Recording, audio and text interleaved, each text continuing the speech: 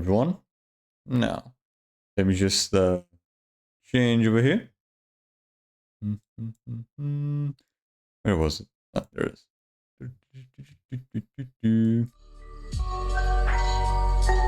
Alright, here we go. Much better. Hello everyone. How you doing? Hope you guys are having a good day so far. So yeah, let's see. Last stream, which was yesterday, there's progress with let's see, with both GTA 4 and Outliers Chronicles. Yeah, we're finally fucking done with GTA 4. Fucking finally, dude. God damn. That shit took way too fucking long to finish off. Holy shit, man. But at least we are finally fucking done with that. Yeah, thank God. I don't know about you guys, but I was already getting a little tired of fucking constantly playing that game over and over again. I think I only really felt that. Mostly just because we were already replaying shit that we already did. With the Balgate Tony, with the main missions, but we were just, you know, working on the extra objectives. And those things were super fucking hard. Like, holy shit, man. The fucking requirements for some of those objectives, like especially the fucking time requirements, were super fucking strict. And all that fucking pain, and we only got a fucking bronze trophy. Can you fucking believe it? Right, the fucking trophy name is named Gold Star, and the fucking thing is a goddamn bronze trophy. Are you fucking serious? It's like the gold player trophy in fucking Need for Speed 2015. It's also a fucking bronze trophy. That trophy is also a pain in the ass to fucking get, which I haven't done just yet. I might have to fucking do that at some point if the fucking, you know, servers for that game go down. Because I think that's an online only game. So yeah, it's gonna be inevitable me having to fucking do that shit on stream. Oh boy. But yeah. We'll say that for another time though, because for today, we are gonna be not doing 2015, but actually Rivals. Another Need for Speed game.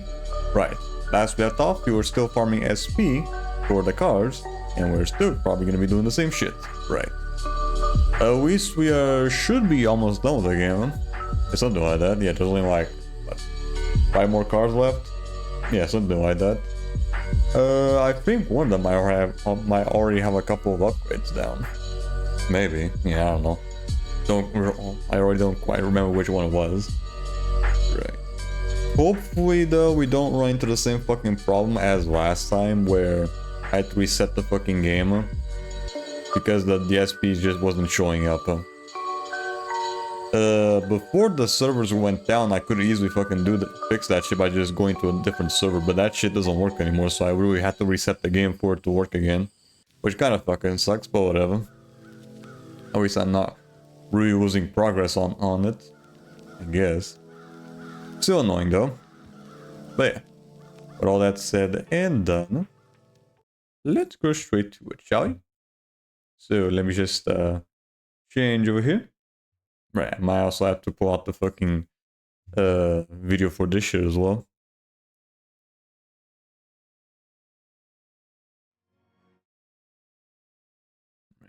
Might as well also decrease the audio for this as well.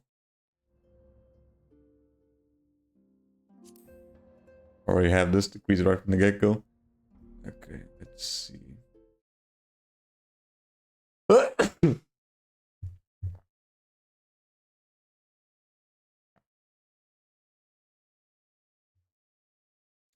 So looks like YouTube looks like YouTube switched the fucking video UI again. It looks a little odd, not gonna lie. It's just because I'm too used to how used to look beforehand. Probably that. Yeah. Let's see. There you are. That. The month is October, and it's filled with many things. Leaves falling, pumpkin patches, pumpkin spice, pumpkin Oh carving. god, that Man, I fucking never really realized how full of that fucking meat canyon fucking quote Christ. However, as you know, October's highlight is always fear. And there's no better way mankind can celebrate that than horror movies. Over the years, horror movies have come in all shapes and sizes. Goofy, gory, thrilling. But the ones I'll be talking about today are the ones that were meant for Halloween. Y'all saw the title, seriously scary horror movies. The type Some of horror actually movies that even scary to shit this that's gonna day make you shit your pants out of If you're on a fear. date, do not take them to go see this one, because even you will be hiding behind that pillow right behind them. You think I'm gonna protect you from that? I come on, didn't show the whole meme with the Brian shift was going straight into the camera. The two things you never want to see in horror movies is creepy ass kids and motherfucker smiling. In Smile, we see Dr. Rose Cotter, and she's a psychiatrist who's trying to understand this girl, Laura. And you know, Laura wants to spend $500 to take the easy way out. She explains it's because she's being haunted by people who are constantly smiling, like disturbingly smiling at her. Also, it seems like the Smile people are rage baiting Laura, saying that she's out of time and she's about to die. Obviously, Dr. You should film yourself. Yeah. Laura is a suicidal patient and Rose is a psychiatrist after all, but Laura doesn't take that too A well. good psychiatrist? Oh, you tell me. Fortunately, during their talk, it seems Laura has calmed down. Unfortunately, it is not because Dr. Rose is good at her job. Laura begins to slash her face and boom! Dr. Rose is now seeing the same smiling people as Laura. Now, I don't know about any of y'all, but this all happened in the first 10 minutes. Watching people murk themselves right in front of me and then give me a timeline to ice someone else out or I have to kill myself, I just can't do that. It gets revealed throughout the story that the curse feeds on trauma, and the way they figure this out is because Dr. Rose teams up with her ex-husband, the detective. I remember A-Train was in this movie, but A-Train. I don't really remember what he does. But if A-Train is getting belt to ass by this curse, what makes you think that I wouldn't? One of the scariest parts of this whole thing is that Dr. Rose doesn't even beat the curse. She actually ends up setting herself on fire right in front of the detective, continuing the curse. But that's not even the scariest part of this whole movie. You want to know what is? I have to call my ex? Yeah, man, fuck that. 9 out of 10. Would go again. Wait, you have an ex? How much you hate them. This movie. Fucking hold that quote from Madagascar too. This woman, Jessie, and this dude, Gerald, are married. And when it comes to getting freaky in the sheets, they're lacking. So to try to rekindle their spark in their relationship, they decide to venture to an isolated lake house. I'm talking handcuffs. I'm talking... Oh, I remember this one. I don't know. This one wasn't really creepy. This one's more scary, more like uneasy. Gerald and Jessie to get into yet another heated Man, the dude just randomly fucking dies out of nowhere from a fucking heart attack. Then he just gets stuck in the fucking bed. In the handcuffs. No key, no food, no water, completely alone. It only gets worse as a stray dog starts feasting on Gerald's body right in front of her. But it's not over because, of course, she starts to hallucinate her dead husband, who actually just starts rage baiting her from the afterlife. Alongside her rage woman. husband, we see Even the fucking dead won't leave you alone. that have happened to Jessie in her life. But that's not the worst of it, because as nightfall approaches, I'm just gonna let you guys watch this one. Oh, hello.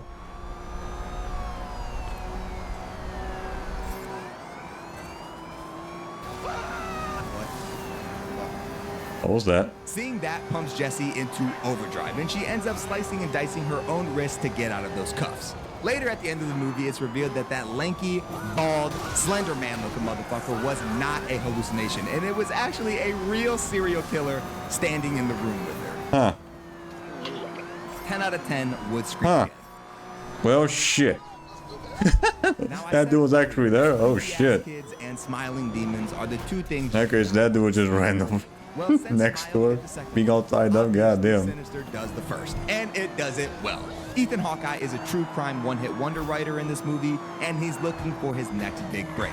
So obviously this dude moves into the house of a family that was murdered back in the day. Of And he course. does not tell his family this information. Classic dumbass decision, but I digress. Sinister starts off pretty tame in the beginning, just some odd noises and maybe That some looked stuff like in the fucking background. Sylvester Stallone. However, it all What the fuck was changes that? when Ethan Hawke discovers a box in the attic full of tapes. These tapes are old home movies with innocent names like Family Hangout. Oh, I might have heard this movie before. I don't remember the name. I wasn't paying These shits attention. are not family friendly.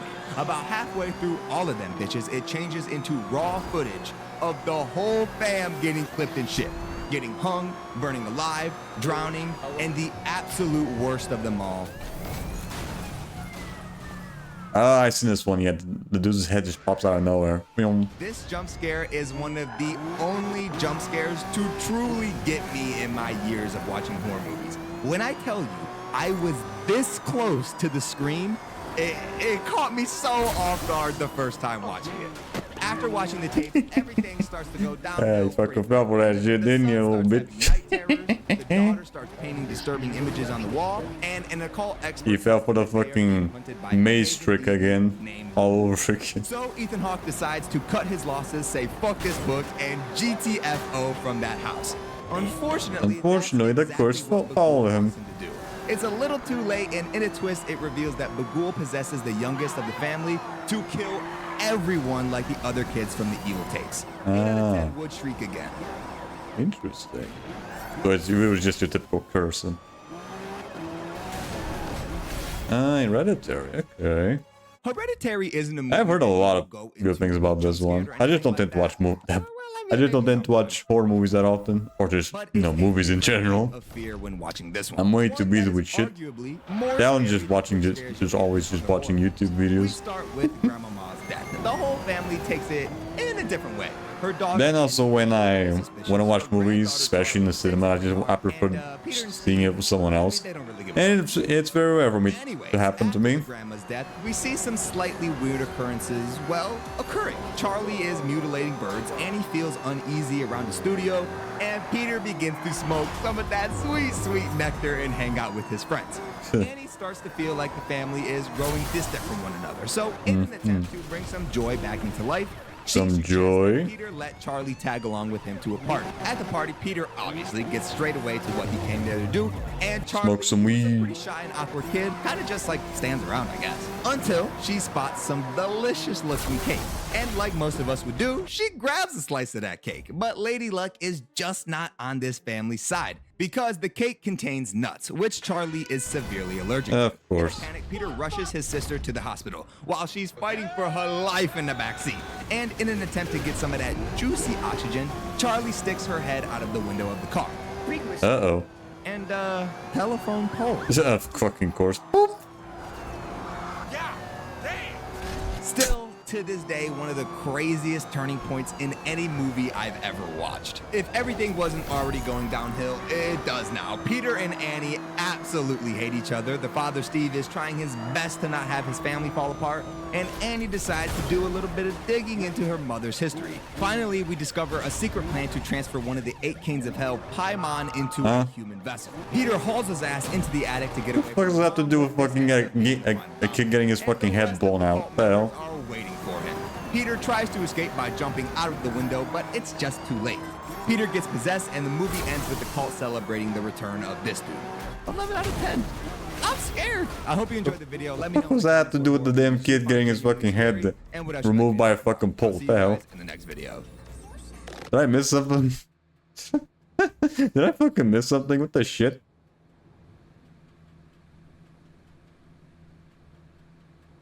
Yeah, I'm probably paying too much attention with the fucking game to actually noticing the fucking plot of the movie. It might be that.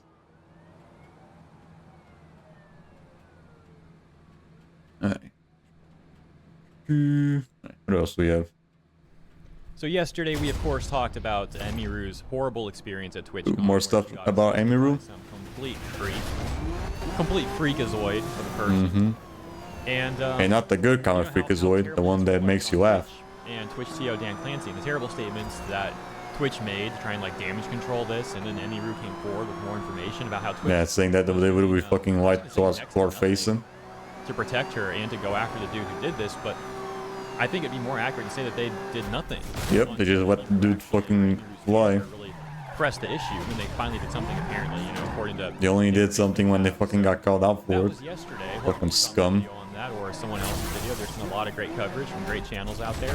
And today, it's only getting worse for Twitch. So let's get started on... Even more so than usual? Twitch CEO Dan Clancy getting asked why streamers should trust Twitch security Yeah, after what happened to that Emmy. fucking bitch tail The answer Lorenz. is, I mean, you clearly Another can't trust fucking Hassan Goizer. according to Emiru, they were even like laughing instead of catching the dude at first. So it's going to be pretty amusing to see how Dan Clancy is going to try and spin this.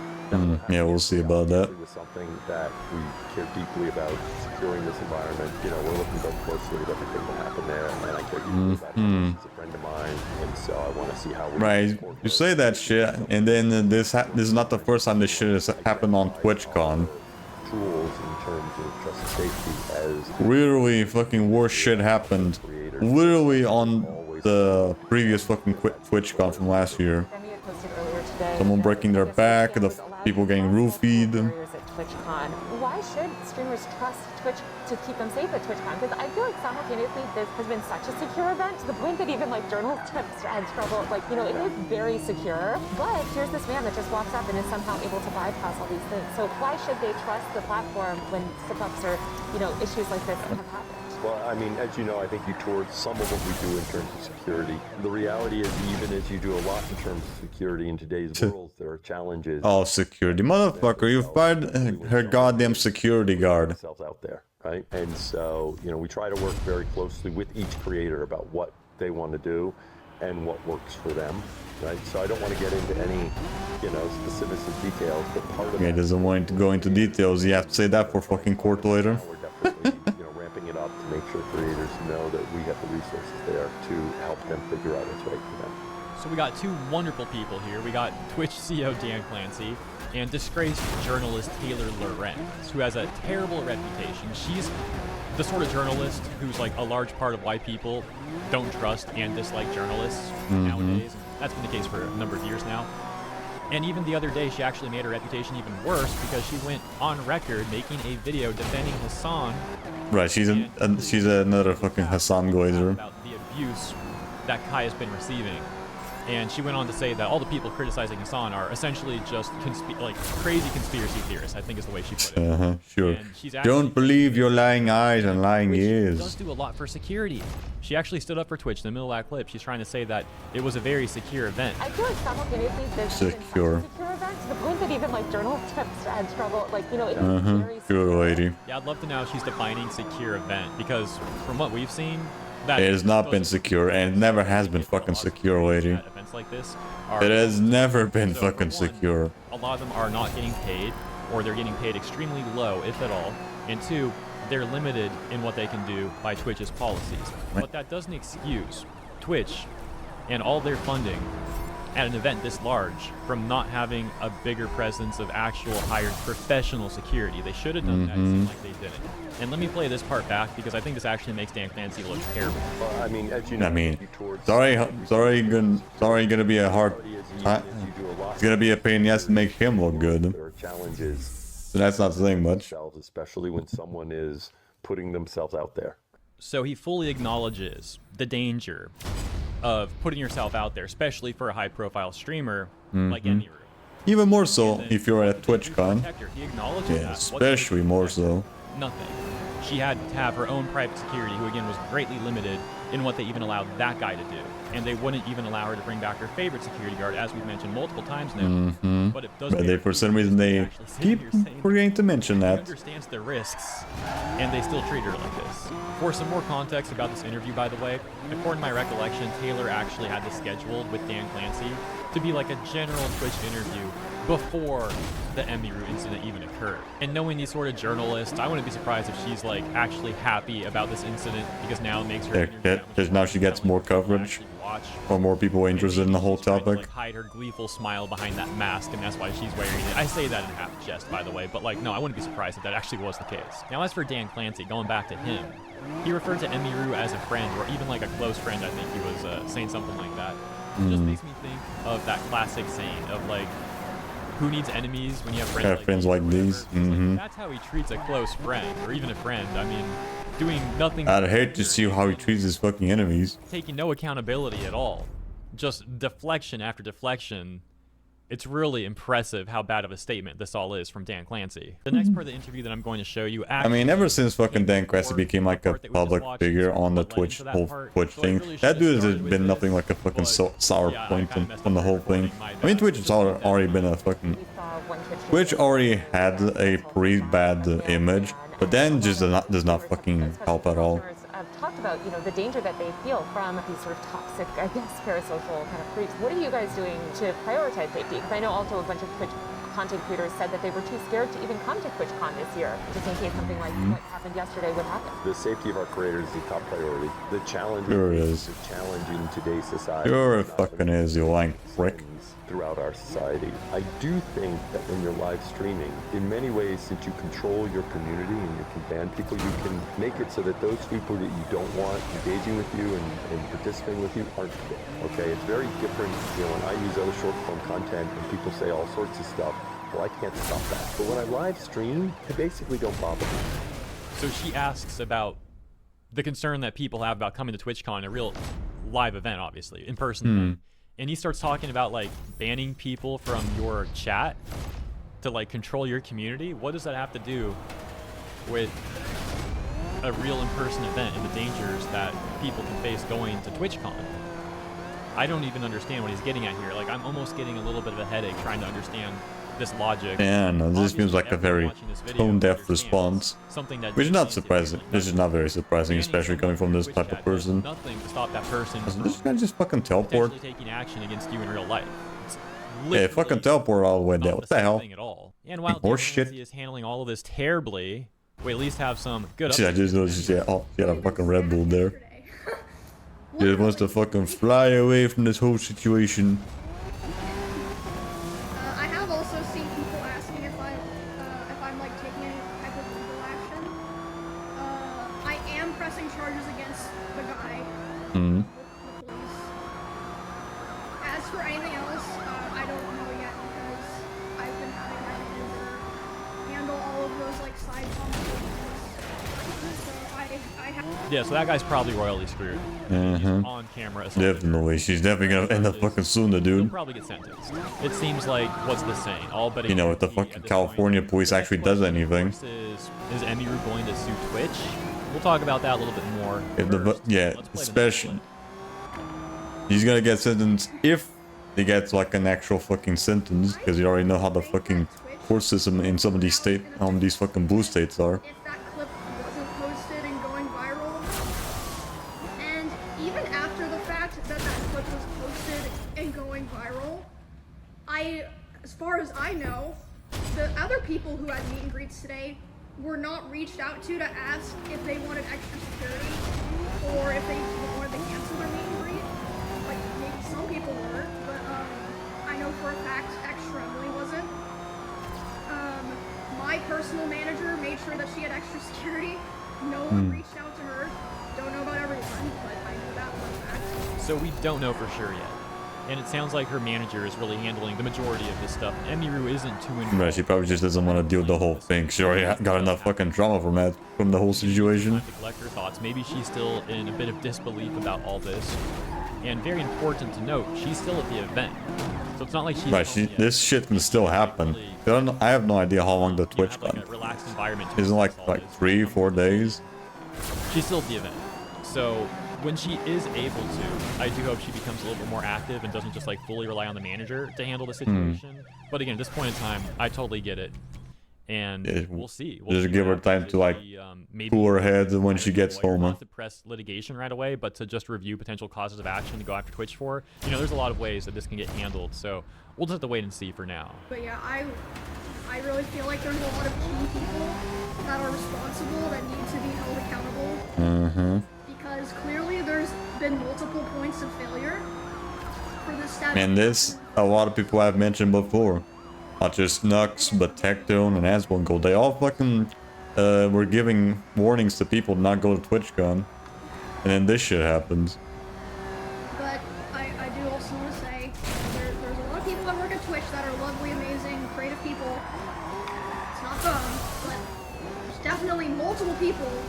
that they're failing. Enabled this shit. Multiple people, for sure. I don't have any doubt about that, especially because of the fact that they flew out the global head of Amazon to talk to my manager and my security guard today. That's actually really interesting. So many people, myself included, wonder, with all the like terrible stuff that Twitch has done, why Amazon doesn't seem to ever get involved and ever like take action to an extent against Twitch and like get them to act more professionally. I'm referring to things like their double standards, where they ban someone for like a mean word for weeks, but they let other streamers like promote actual terrorism and For example, that being Hassan, of course. And the worst thing that ever happened. He's the one to go fucking example of that shit. Hassan, and my recollection of how Twitch has treated Hassan, disproportionately favoring him in comparison to other streamers. And the point is, as mentioned, so many people wonder, like, how has Amazon not done anything about this yet? And so it's very interesting to know that in this situation, is there like some background shit that we don't know about what happened? And that's just what we know. Or is just the whole apple's fucking rotten from the inside? Also gonna grill Dan Clancy about this. Who knows?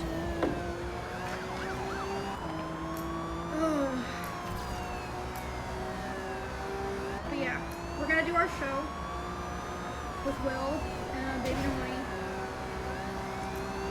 We're gonna try to have fun.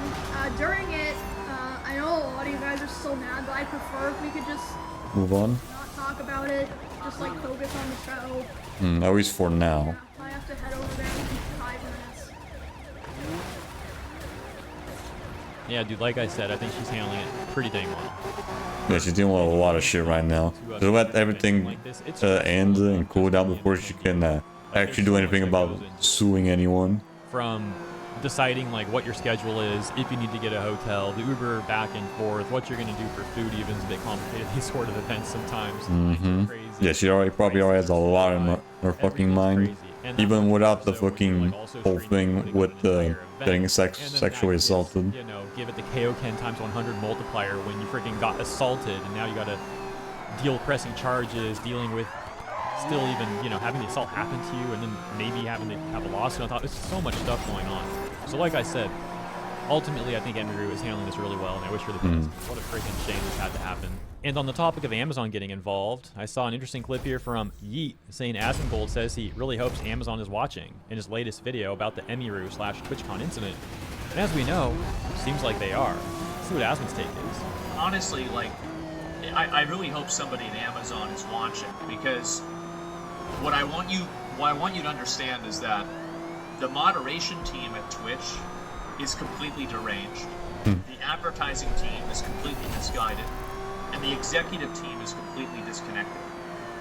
So all levels of Twitch are just completely fucked. And we're in a situation now where it's gotten so bad that people's real lives and livelihoods are being affected by this. You can say that, oh, it doesn't matter, it's just words on a page or whatever, but when you have conventions, I think this is going to be the last TwitchCon, by the way. Yeah, we'll see about that. We'll see. Ever even thinking to go to another TwitchCon after this. This is it. And you have moderation that is so very obviously politically and socially motivated. I feel like they should, and with a lot of double standards, sponsoring certain people or maybe certain groups. I think one of those groups seems to be Hamas, unfortunately. And the truth is that I don't really see this getting any better until people actually start speaking out about it. And that's why I wanted to make this video and really explain the extent of how bad this is. He's absolutely right. And he did bring up some more explicit stuff as well that I skipped over. But on the note about, like, if this is going to get better, it does seem like this would finally be the tipping point. Now that we know for sure a top executive at Amazon is getting involved here, it'll be very interesting and telling to see if things finally change now. And then on the note about people speaking out, speaking out about the corruption of the platform and all is it like a more realistic super hot? Similar tipping point now. Like, Twitch is catching so much heat. This may give people the confidence to start speaking out more and more about their own experiences at Twitch and all that sort of thing as well. So as mentioned, we'll have to see where it goes from here, and that'll be the end of the video, guys. As always, thank you so much for tuning in. I hope you enjoyed my coverage, and I hope you're having a great weekend. Look forward to seeing you here in the comments and the next one.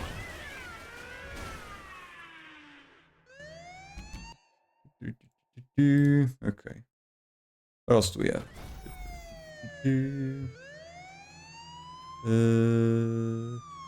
Yeah, we definitely have a whole, we definitely have a lot of shit in talks with the whole Twitch thing.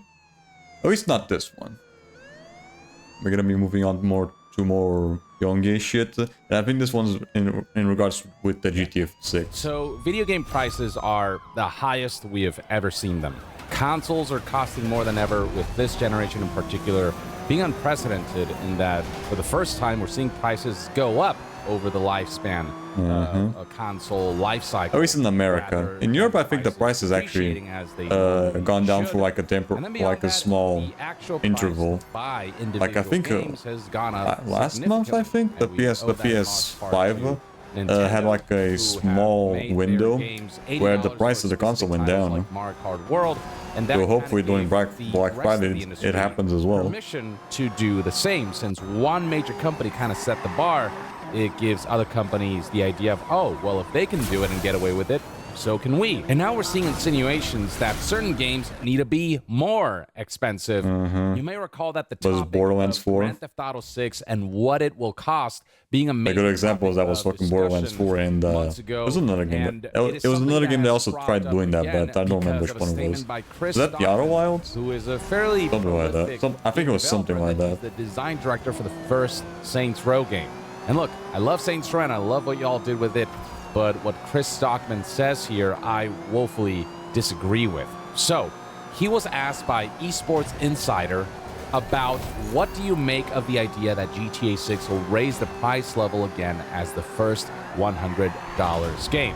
Oh and keep in mind, the jump from 60 to 70 took much longer than 70 to 80, and now just recently we got $80 games. We want to raise that again, that bar. We want to raise that to like 20 plus. That's an insane idea. With GTA 6 being slated to launch next year if it doesn't get delayed, that means that if GTA 6 were to raise prices to $100 as the base, you can bet your ass that other companies would follow suit, because one major corporation. GTA 5 already made like boatloads of fucking money as is.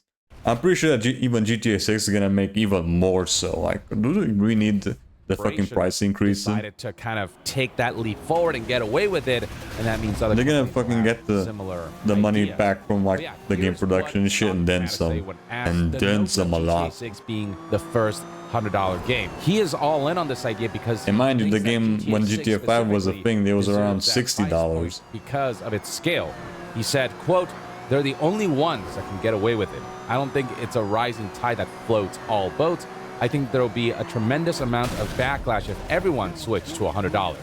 But there's already backlash for everyone switching to $80, and yet companies are pushing those boundaries. They're pushing that goalpost. They're trying to make that work and normalize that as much as possible. Whether you like it or not, when a new bar is set, the floor rises with it. And you can bet your ass that more companies will feel braver about the notion of pricing their games at $100, regardless of whether it's as ambitious and as large scale as GTA 6 or not. In the same way that companies have already dared to price their games at $80 because Mario Kart World and Nintendo kickstarted that trend." He continues, "Not all games are created equal. I think GTA is the only one that can get away with it, and I hope they do." That's a wild statement. I really hope it's $100. So that's, I think it deserves to be a take of the year. Good on you for looking out for the multi-billion-dollar corporation who has made so much freaking money from GTA 5 and GTA Online that they can afford to take this much time and spend this much money on GTA. Oh, and also Red Dead Redemption 2. Don't forget about that as well. The magnitude of this production deserves that price tag, but not everything is treated equally. It'd be a disaster if everyone. Yeah, GTA 5 already made a bulk of fucking cash. That was still back when games were $60, not 70 or 80. If it were to happen that GTA 6 is priced at $100. Now, this idea of, well, GTA 6 is a much bigger, much more detailed, much more ambitious game with the highest budget we've ever seen for a video game, and therefore it deserves to be more expensive than other games. It's important to note why Rockstar and Take-Two in particular are in a very unique situation to be able to develop a game for this long and spend so much money. And it's very simple. It's Grand Theft Auto. It's freaking GTA. This is not just that a new and the online portion of GTA 5 has been giving a lot of fucking cash to Take-Two, so they can just give them a lot of leeway to make work on GTA 6. Will sell so many freaking units that even pricing it at $70 will make up for the budget and the amount of time that they spent on it, because GTA 6 is just simply that big.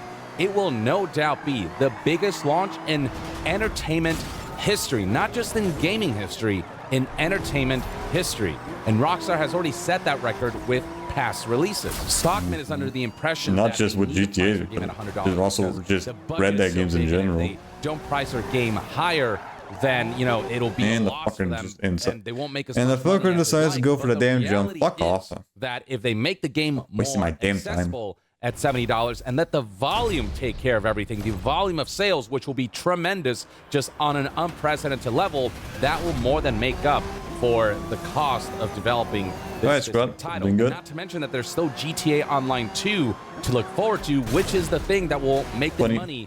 Not just when you mention when you get you show up right here, because now we're going through a video from Young Gay Online is what's made Take-Two and Rockstar where freaking money.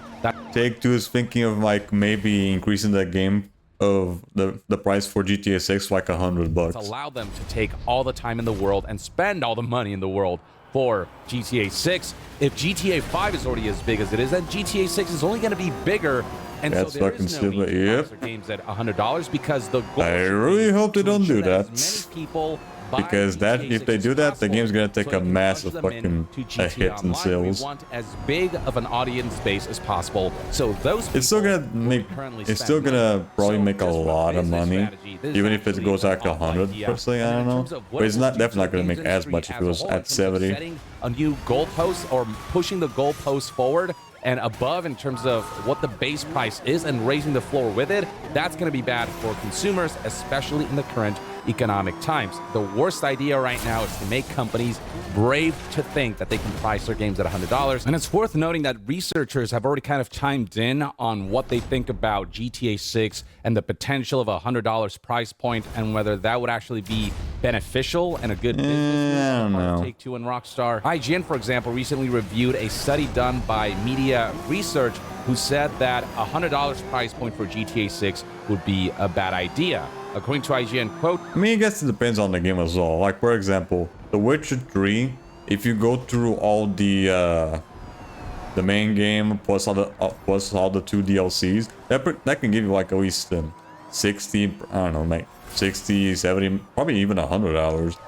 That is if you don't do New Game Plus, which then doubles the fucking time, huh?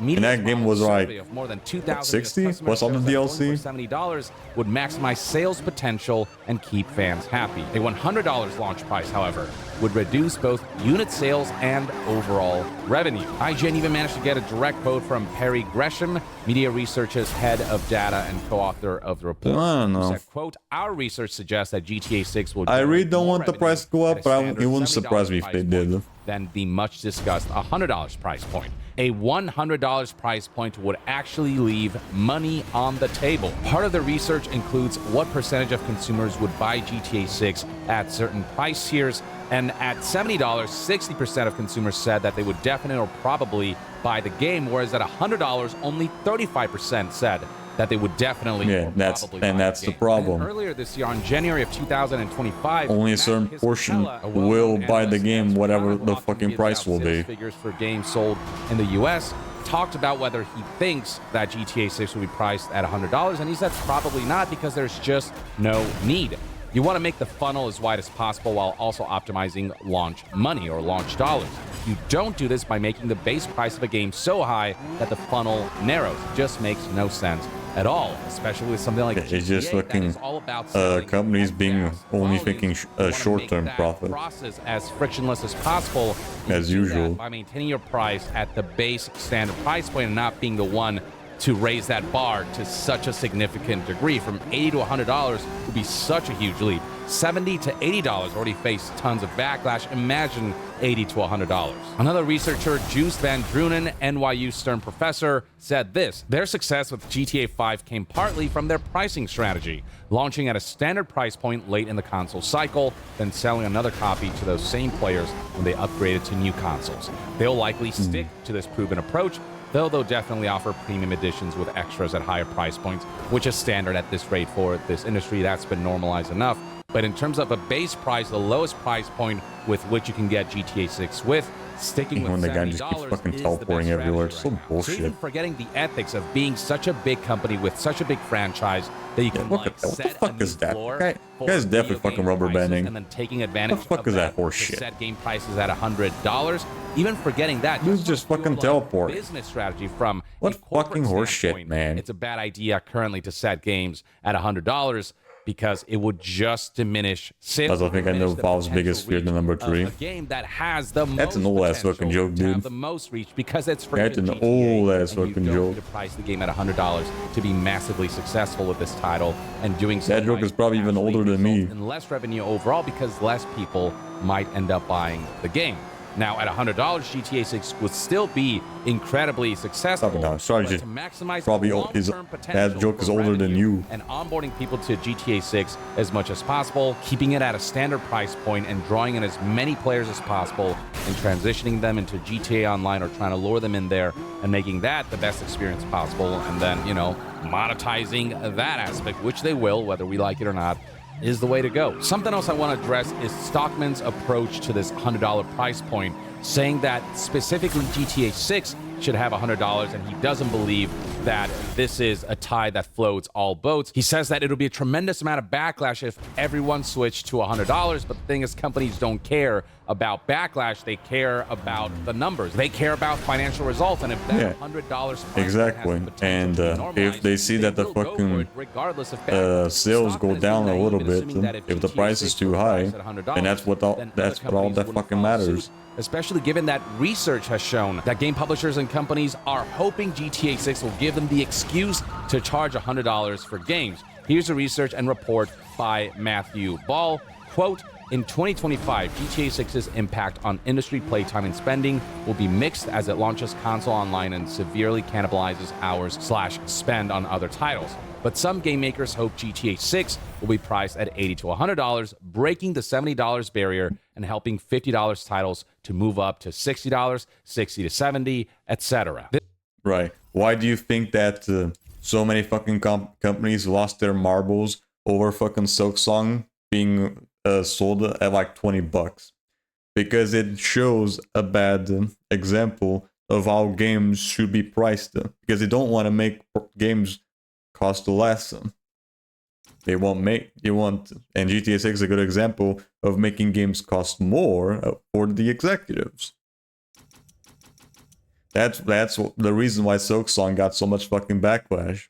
And now GTA 6 is getting a lot of fucking praise for that shit. This was from a presentation that Matthew Ball published on MatthewBall.co. It's all just a fucking money game. 2025. This presentation is titled The State of Video Gaming in 2025. It's got 231 slides, so pretty extensive stuff. But yeah, I mean, this is obvious, but even research shows that if GTA 6 were to be priced at $100, it wouldn't just stop there. Other companies would use GTA 6 as an excuse to follow suit and price their games higher. Maybe they'll price it at $90 and be like, hey, at least it's cheaper than GTA 6. But because GTA 6 set the bar so high, those game prices that are here can go up to here now. And we already saw this with Nintendo pricing Mario Kart World at $80. And they try to justify it, saying that the content within the game justifies it, but I've seen games with more content than Mario Kart World priced at $70 or less. While Mario Kart World does a lot of cool things for the Mario Kart series, it doesn't revolutionize gaming so much. It's no GTA 6 that justifies it being a base price that's $10 higher than it was before. And with Mario Kart World doing this, it didn't just stop at Mario Kart World. A bunch of other games are now slowly but surely pricing their games at $80. Microsoft recently announced that they want to price their games at $80, so on and so forth. So it would be the same thing with GTA 6. I mean, that game is too.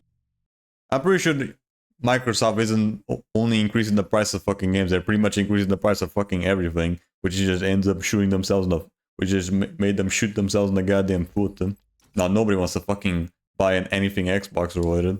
Big to fail in the way that Mario Kart World is too big to fail even at $80. And we'd only see an escalation of game prices within an industry whose prices are already so untenable for consumers because of how rampant price increases have been for both hardware and software. Now, Matthew Ball's research more so on Xbox's side, but I'm pretty sure that PlayStation also has also been doing this shit. Then also Nintendo with at least the Switch one. I mean, game makers who are hoping that GTA 6 will be priced at $80 to $100. Nintendo got there first. They priced Mario Kart World at $80, but now game makers are hoping GTA 6 will take that even further and raise that floor even more and normalize a new higher price point. I think GTA 6 will ultimately end up being $80. I think Mario Kart World gave them the permission to do that. I think the initial plan would have been to price GTA 6 at $70. Probably 70, 80.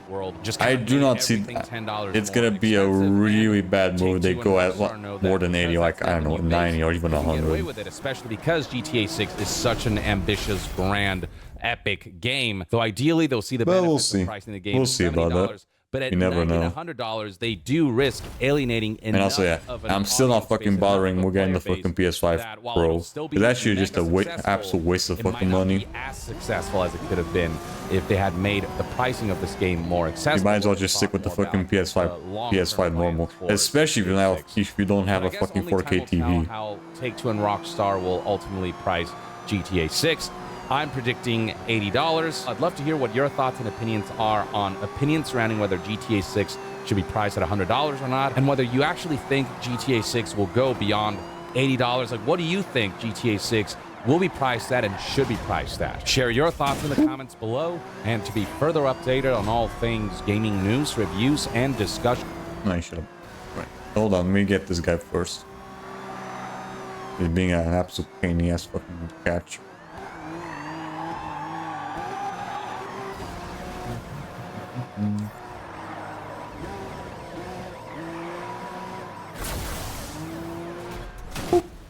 There we go. Alright. Get that. Here. Is this another SML thing? No. Style theory. Why did Halloween costumes get so revealing? I don't know. People just want to be hoes. That's my guess. Especially nowadays. Especially nowadays with the fucking OnlyFans shit. Halloween went from this to this? E2? Oh well, to find out how Halloween got so hot, we need to explore. Yeah, I don't think it's just Halloween. I think it's just the culture in general nowadays is just very much like to more sex appeal. Duh. Though, have you noticed how Halloween costumes have gotten a little bit, spicy as of late? Really? What are you? I'm a mouse. Duh. However, if you're looking to dress a little spicy this spooky season, you're not limited to animals, minerals. I give you sexy corn. Yes, I know. That's 2 Mean Girls clips in a row. But Oh, that's from Mean Girls? really understood the assignment. Also, that is one of the best songs from the entire musical. Fight Me. And no, I am not shaming anyone who wants to be a risque Jaws or what have you for Halloween this year. Your body is your body, so do you, just have fun and be safe. But for today, I want to figure out how this seems to have become the Halloween costume standard. Let's be real, it's kind of harder I nowadays think I've only really seen that starting around maybe the 90s or the But for us to 2000s. find out Halloween's answer to Yeah, I think that's when it really started happening. we have to take a little trip. More so in the 2000s, Gather like the around, American Pie because movies. We are about to discover where this all started, why it became so popular, and how these spicy costumes might actually be more in the spirit of the season than you would ever expect. When Halloween Okay. first started to become the holiday that we know today, adults were not welcome. Silly rabbit. Halloween's For kids. By the way, if you want a super in-depth history into the origin of Halloween costumes, we actually have a video for that right here on the channel. But for today, we are just going to be making a pit stop in the 1950s to see where Halloween parties really got started. The 1950s was a big time for change for not only Americans, but the world at large. People were dealing with the fallouts of both world wars and the years of sugar rationing, meaning a time where access to sugar was extremely hard to come by and expensive when you could get it. But this is where the Halloween that we know today really started to take shape. You know, the cheap mass-produced costumes, the trick-or-treating, parties, games. Now, when I say games, I mean more like carving pumpkins and bobbing for apples, not the werewolf or fun board games that we have. But if you are bobbling for lava balls. board game to add to your Halloween party lineup, surprise! Team Theorist made a board game. It's called Just a Theory, and look, that's my face on the back. Isn't that so cool? Whether you're planning an epic Halloween party or just a low-key get-together with the family or your roommates, this game puts you in the role of head theorist. Get to make the theory. Compete against your friends to create the best. My job, and that's amazing. Back in the 1950s, when Halloween parties were just starting to become a normal thing, it was considered a oh my god, they're still doing the fucking googly eye shit. Often just to accompany their kids to parties or trick-or-treating. But that all started to change around the early 1970s. You see, although they're doing a lot more of the more, you know, the actual person showing up compared to like with MatPat beforehand. Well, actually, no, MatPat was more so it was just like the stick figures. were historically used to police what students wore. They did typically target specific groups, like girls, non-white ethnicities, and subcultures. These old-time laws operated in a similar way. The restrictions would usually not affect the everyday person who dressed in line with conservative values and stereotypical gender roles. Yeah, these laws were really made to target groups of others, specifically those in the LGBTQIA+ community. Thanks. I hate it. Many cities across the country had laws that outlawed posing as the opposite gender, since, among other interesting reasons, Oh god, she's even doing the fucking MatPat thing. commit identity fraud. Yeah, sure, Chad. But remember, there are no laws that can keep a queen down for long, honey. Queer neighborhoods across the country, such as Greenwich Village in NYC, West Hollywood in LA, and San Francisco's Castro District, began hosting their own Halloween parties, ones that allowed attendees to dress however they wanted. Binary be damned. And some of these didn't stop Funny at enough, parties. it's the more blue states that fucking let that shit slide. This is Interesting. my kind of extra, baby. I love it. One of the Like California, and up, and then upwards, then New York. or even pay to be a part of it. As long as you turned up in a costume, you were free to sashay the Yeah, it makes sense. I think more the like Republicans are way more more reserved with that shit.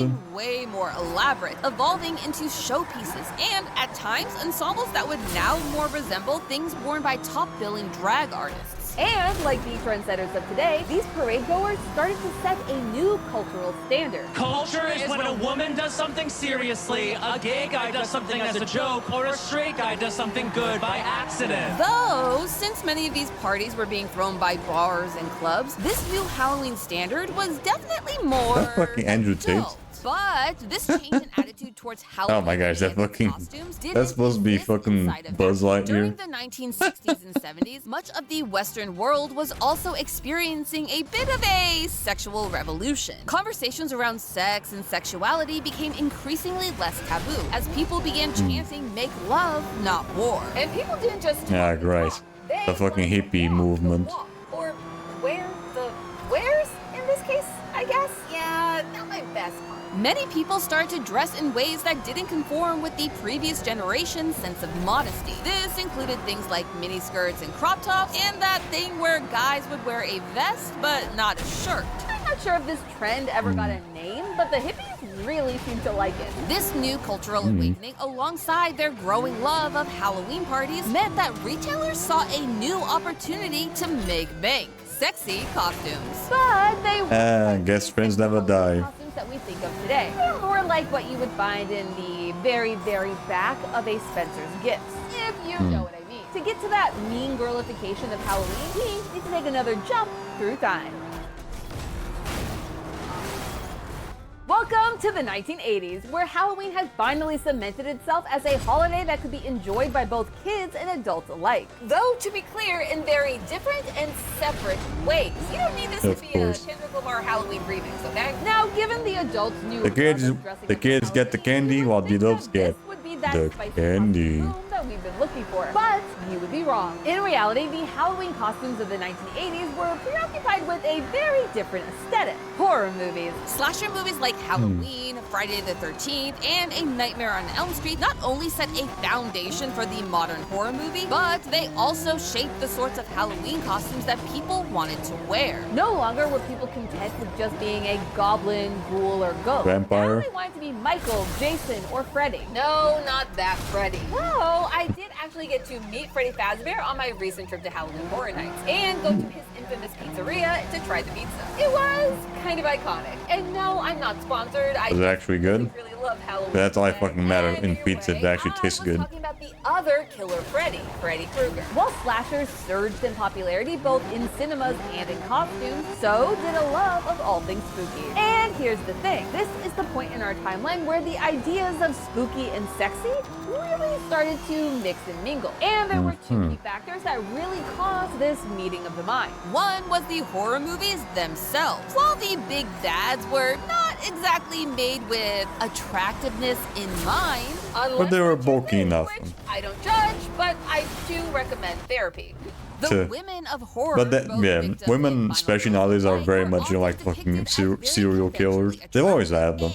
in various states of dress. Now, your mileage may vary on if these depictions were done in good taste, but they did inspire female fans to embrace their dark side and get into a The dark side. mindset. Mean As golf? Halloween historian Leslie Benetine said to Pop Sugar, costume trends reflect who we are and what we value, what fascinates us, or what scares us. Question, how do I become a Halloween historian? Because that sounds like such a cool job. And speaking of cool jobs, the other factor to add a little... Yeah, it sounds cool until you have to get fucking treated like a witch back in the fucking 1700s or whatever. Played by Cassandra Peterson, was the host of a local LA TV show called Elvira's Movie Macabre, which aired from They're seriously fucking censoring the boobs. Come on. show the audience a low-budget horror or sci-fi. You can't even show a little bit of cleavage. Elvira would make jokes or comments about the movie. If you're familiar with Mystery Science in between, Like, bruh, seriously?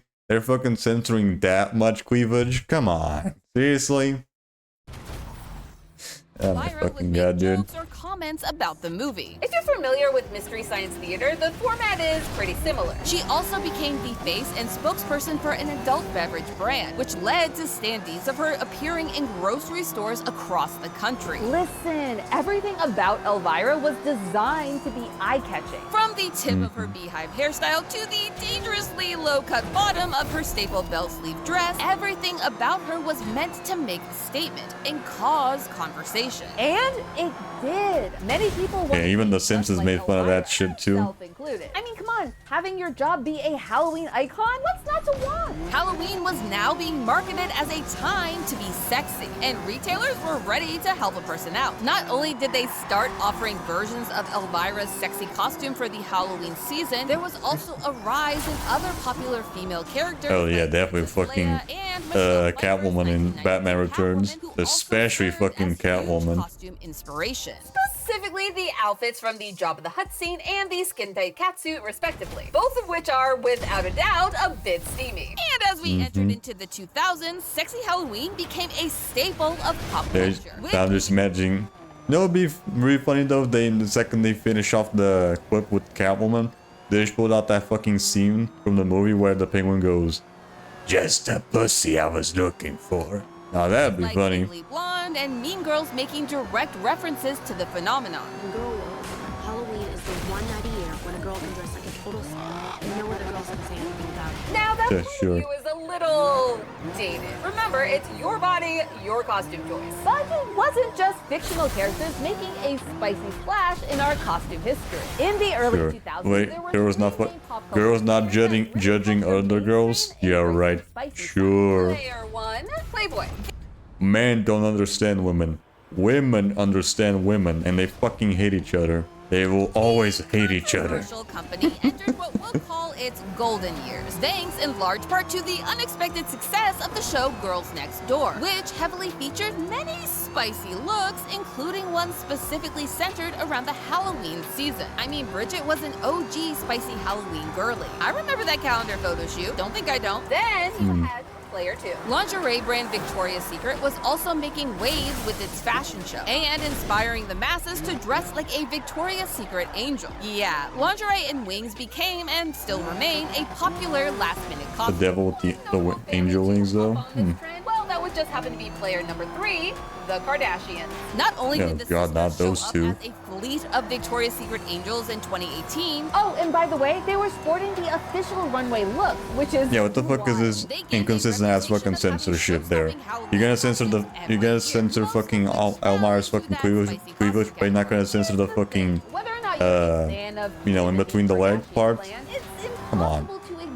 People with that fucking tight ass fucking you know, clothes. That's our answer, right? We can just blame Hollywood for turning Halloween into Halloween. Well, yes, but also no. You see, that's only part of the answer. While mainstream Halloween culture had evolved to embrace the lingerie plus style of Halloween costumes, The hardcore girls just wear lingerie and some form of animal ears. that is only part of the answer. How did we go from variations on the Playboy Bunny to sexy Bob Ross and Mr. Sexy Rogers? Bob Ross. These are both real. Well, it turns out that when it comes to the questionable costume decisions of the past, present, and future, you don't have to blame I'll it let on the her alcohol paint me if you know what I mean. candy, or in this case, the Yandy.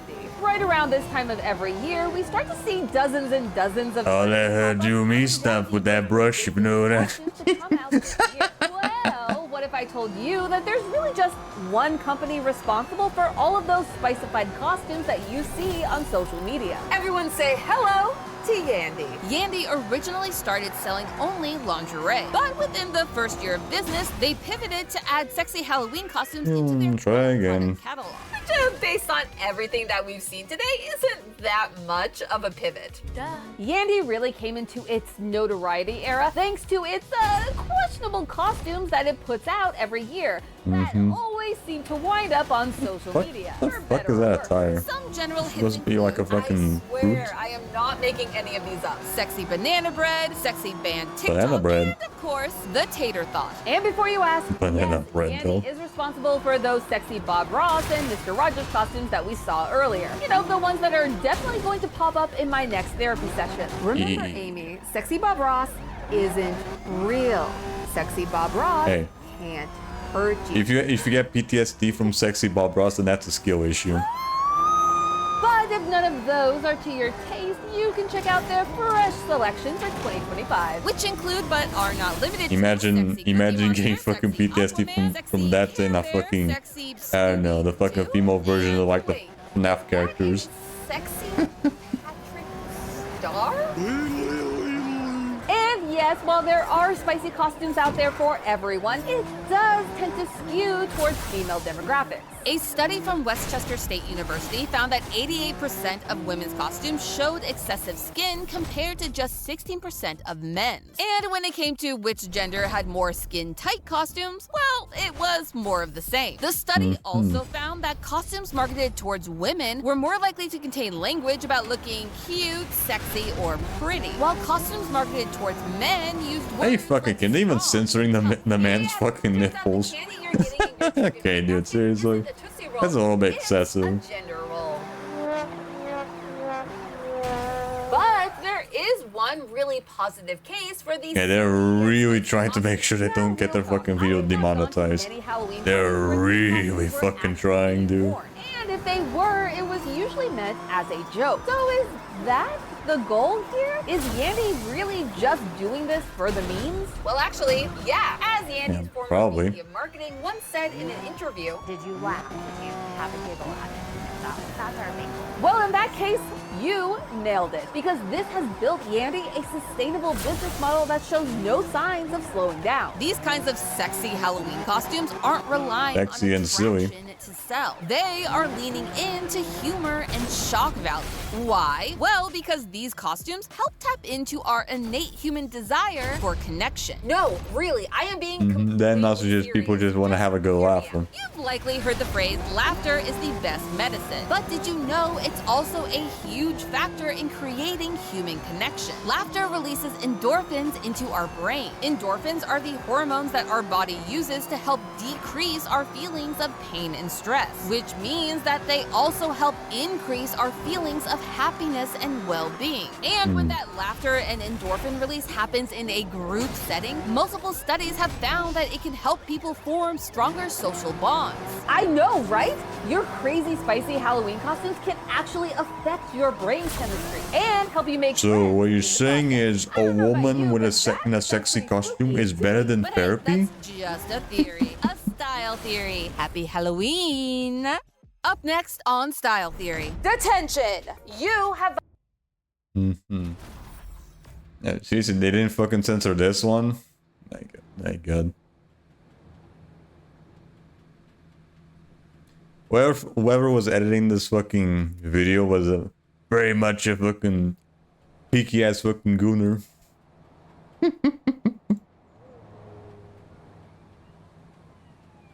Alright, what else do we have here?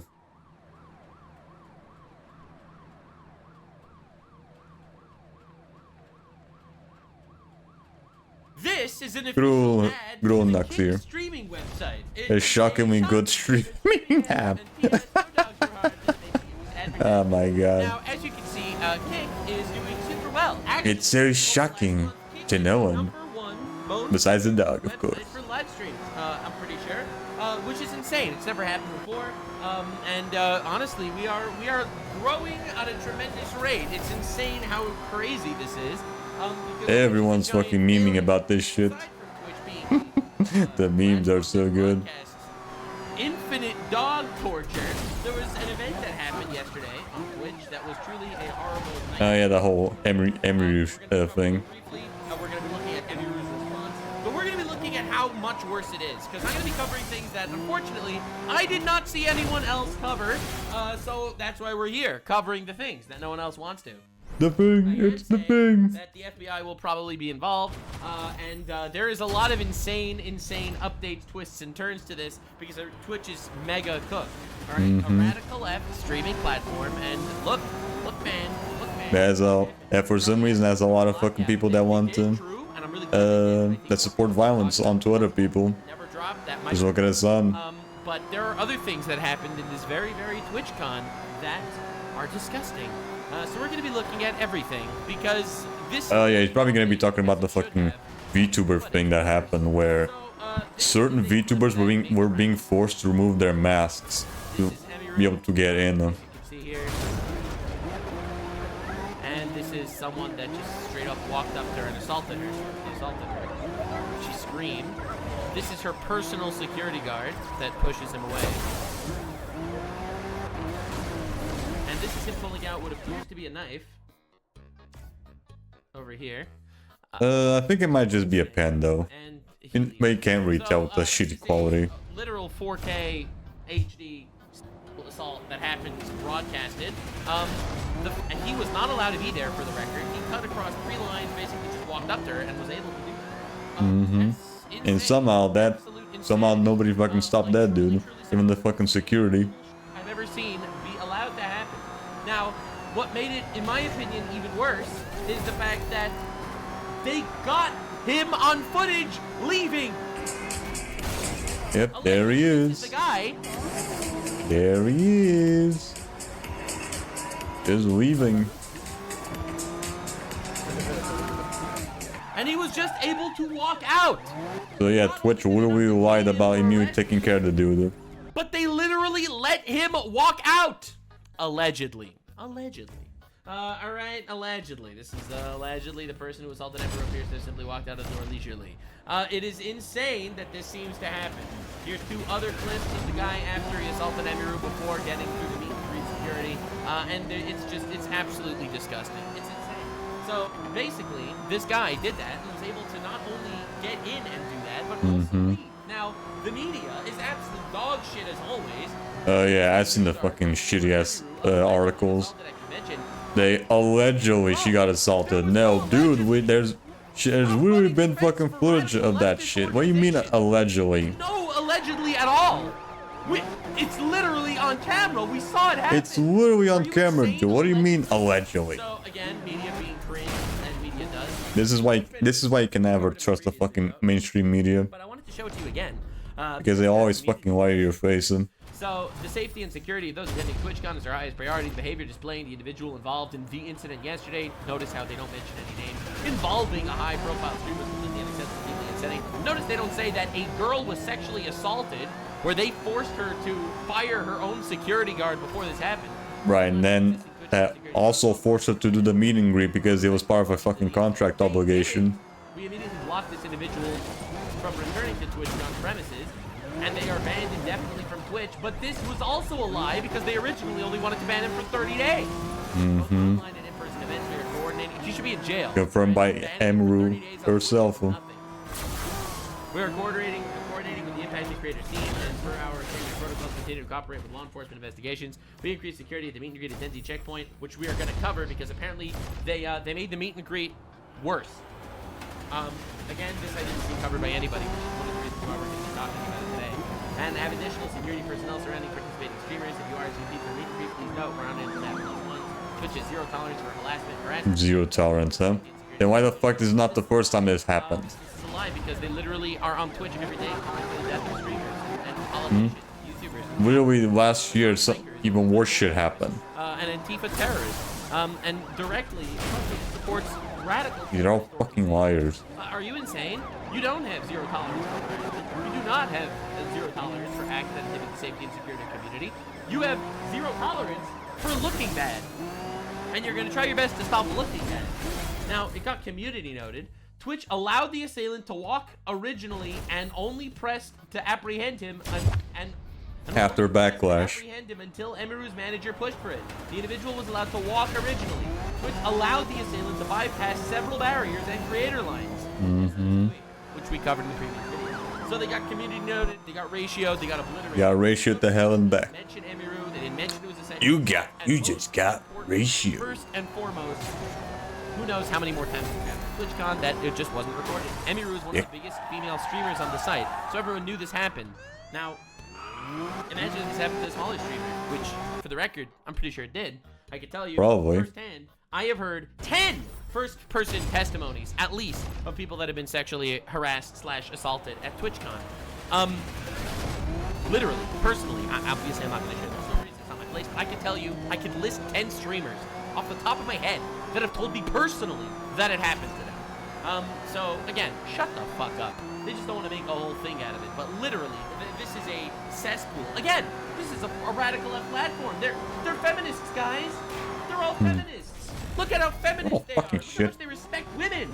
They respect them so much. They respect them so much that they let them for themselves. They just lead them to defend themselves against fucking criminals and shit. Ask some hard questions about this. And Because women are strong and independent, they can do literally anything by themselves. In today's society, it's not limited to Twitch. It extends throughout our society. So should you not get security because there's a problem in society? Is this not insane? Is this not crazy? They literally have a guy break past barriers, sexually assault someone on a meet and greet, one of their biggest streamers. They ask him about it, and he's like, it's a society problem, actually. Yes, this is Taylor Lorenz in a man. Obviously. Well, she keeps the mask on when she's not sucking Hassan's cock. So, this guy over here is like, it's just a problem in society. It's like toxic masculinity or something. I do think that when you're live streaming, in many ways, Even if that was the case, motherfucker, you did not help the situation. make it so that those people There could have been toxic masculinity actually happening, and you still having like proper fucking security. content and people. And then, Actually doing their fucking jobs, my guy. a girl who was sexually assaulted for not making sure she was banning creatures Nice way to fucking deflect the blame, huh? of Dick. millions of people. She should have been making sure she banned those people, and if that happened, she wouldn't have gotten sexually assaulted. This is Dan Clancy, a radical leftist, communist supporter of Hassan Piker. This is a radical, far left guy that posted an event where one of the top streamers got sexually assaulted on stream, in real life. His first response is, it's not Twitch's fault because it's a society problem. Men are violent. And then says that it's actually her fault. I didn't shoot her, Your Honor. It was society that made me. Amazon, you gotta fire this motherfucker. This is crazy. People say all sorts of stuff. Well, I can't stop that. But when I live stream, they basically don't bother me. Later the same night, I'm not gonna drop names here because I wasn't there, so I didn't. That's who they were. But I had multiple people tell me that his representatives last night were out partying. Hilarious. We're gonna be watching her response, so I'm not gonna be doing this now because we're actually gonna watch her response. But so yeah, so Dan Clancy's like, actually it's a society problem, and actually it's her fault for getting sexually assaulted.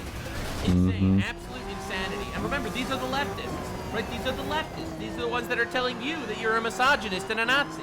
Now, this is what he's been doing at the actual TwitchCon.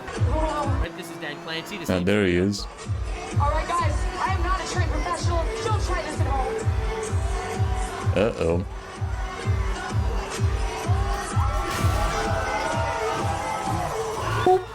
And down she goes.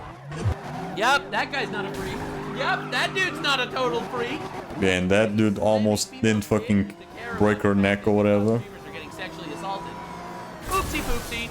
Oopsie poopsie. So I made this tweet. A lot of people are upset at me. Wasn't Dan Clancy's married or whatever? Hey, hold on. Let me check. Let me confirm that real quick. Let me confirm that real quick. I'll just ask Grok.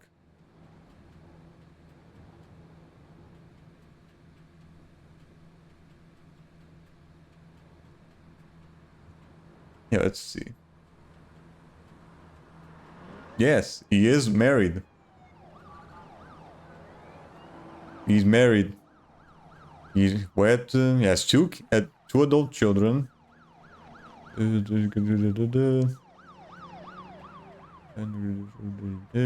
No credible sources confirmed any divorce or separation.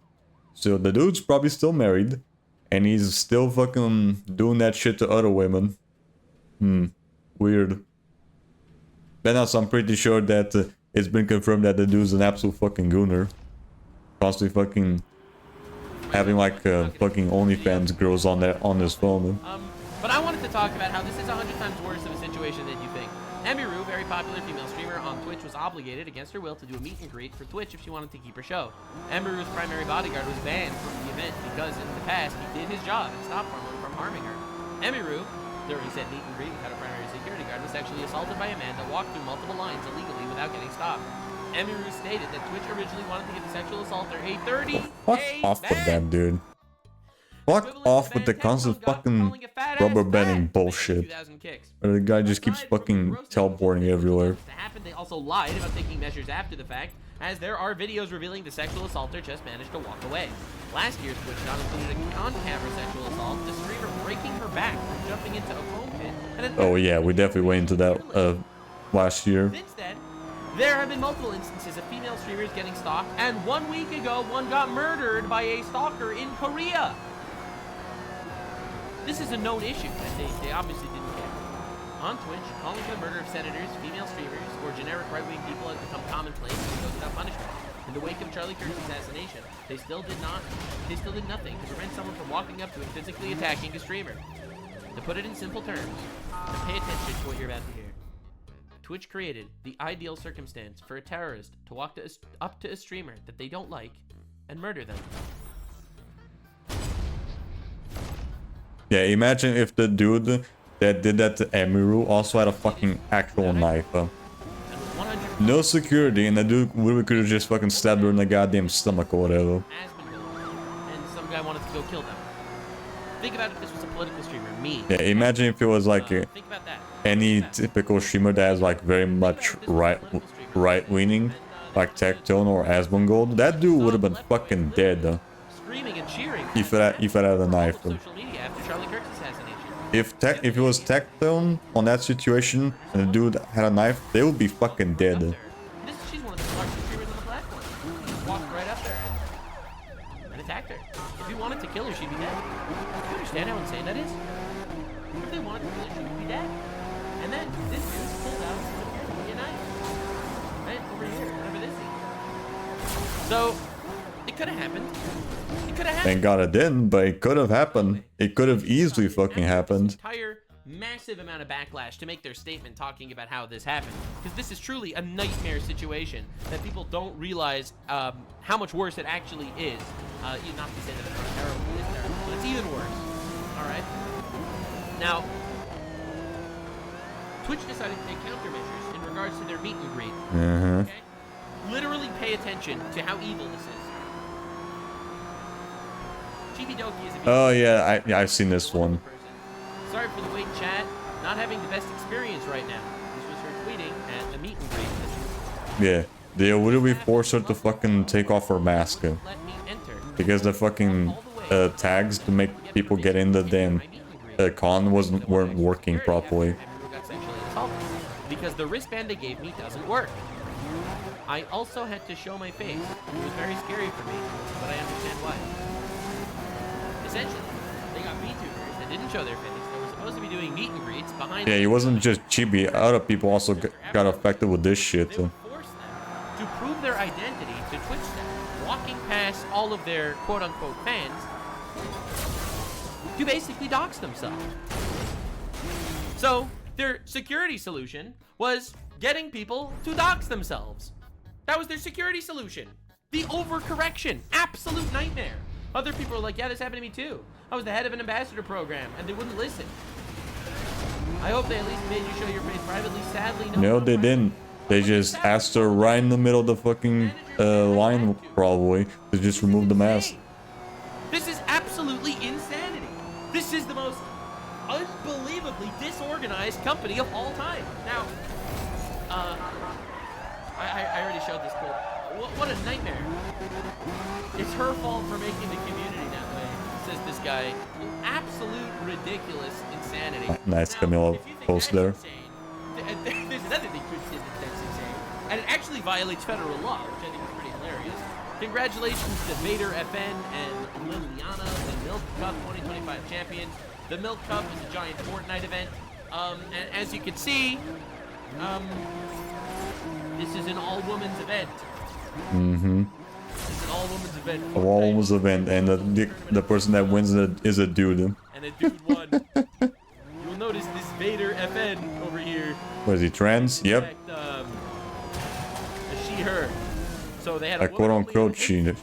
Bro, you thought that it's only in physical sports that men are out there taking trophies from women? Even being women, men do better. Let's go, Bill. Let's go. You got women losing Fortnite events for men.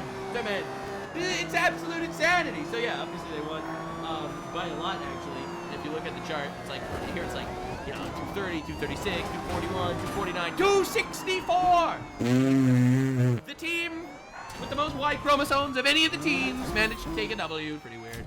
Anyway, it's pretty insane that this keeps happening. I mean, they voted for this. They all support this. It's a radical left place. I can't help but not feel that bad for them. I'm just so happy right now. Yeah. All right, so she's happy that you won. A W, Nina, bro. Vader, one last question for. All right, and here's a question for Vader, the woman that won the Fortnite event. You coming into something like the Milk Cup Championship, a place for women, made by women for women. Yo. Made by women for women. I know you have a penis. What is it? Okay. Standing here as winner of a place that is about the presence of women in esports. I think that it really shows. That's a man. That's a man. That's a man. Anyway, not an easy Oh my day god, what an absolute fucking shit show. Can't even fucking play video games in women's leagues anymore. It's rough out there. It's rough out there. Get yourself a woman teammate who has a penis if you can. So anyway, Emiru actually made a response video, and she doesn't do drama. She made a response video about the whole Twitch stuff, and apparently she releases a lot of interesting inside info. So let's see what this is all about. Let's see what this is all about. Twitch is an absolute dumpster fire, radical left, absolute fucking degenerate cesspit hellhole of terrorist supporters, sexual assaulters, deviants, and pedophiles. I hope you're ready to see Or allegedly how much worse it pedophiles. is, because I'm just saying, I've been riding the Twitch downfall train since day There's one. no like full there's no like full evidence on some of these people, but there's some suspicion, some sussy ass shit. Wake the up, samurai. Oh god. We have a city to burn. You can tell how sad she is, man. Wake the fuck up, samurai. We have a company to burn. To forgive me, because I'm not meant to be doing streams like this. I'm meant to be playing fucking dress up in my room, playing video games, okay? I do not want to have to do You do not want to make a gamer stop playing games. Worst mistake of your life. Hope you guys are all feeling okay. Sorry you had to see that. You know what I'm supposed to... Thank God that everyone got to see it. If that would not... Think about how insane this is. If that wouldn't have been filmed, it wouldn't have even been a story. Do you realize how insane that is? If it wouldn't have been filmed, it wouldn't be a story. It would have just been completely ignored, brushed under Yeah, thank God for that one dude that was fucking filming. Christ. Twitch events. Thank God for that one dude that was fucking filming the whole thing. And woke people that are all complete freaks. What are you doing right now, actually? I'm supposed to be going over my run-up show for my TwitchCon show, which, I am still doing, by the way, because, of all the work that the production staff and the cosplayers in it put into it. Oh, is that why she has that suit? That one surprised me. That's supposed to be like a Asmonal Hotel cosplay, like from like the main character of the show. Stressed out of her mind. That I feel like needs to be talked about, which is also why I was very aggressive in my tweet earlier today, which is, I mean, you guys know me, I am never like that, but I just feel like, in a way, it's my responsibility, you know what I mean? Because it's not just about me, like, this could have happened to anyone. True. Honestly, for all we know, this could have already happened to someone. And it did. Probably the previous years.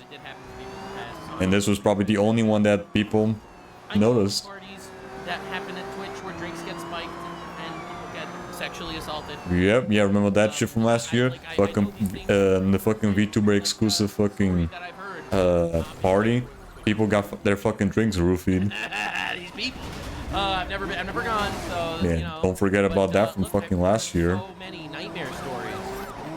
A small streamer, and someone just wasn't filming it. Which, okay, I'll just start this by saying, shout out to the guy who filmed it and put it on Twitter. Your hand is literally trembling.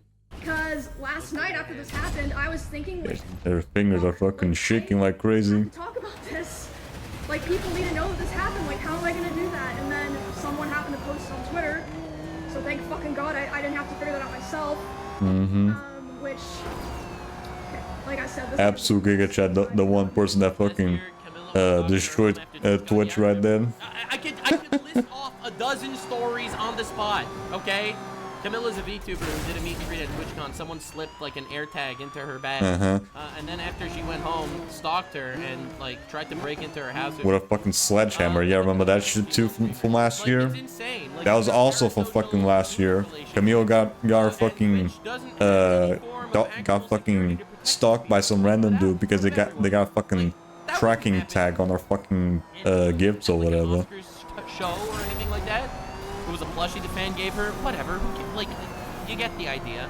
Like, it's insane. It's insane. But this whole culture of worshiping people on the internet, A, that's toxic as fuck, and it needs to stop. That's one. And two, Twitch enables it. They love it. They love it. You get clips of Dan Clancy saying, "Oh, we need more women. We need more children on the platform. We need more children on the platform."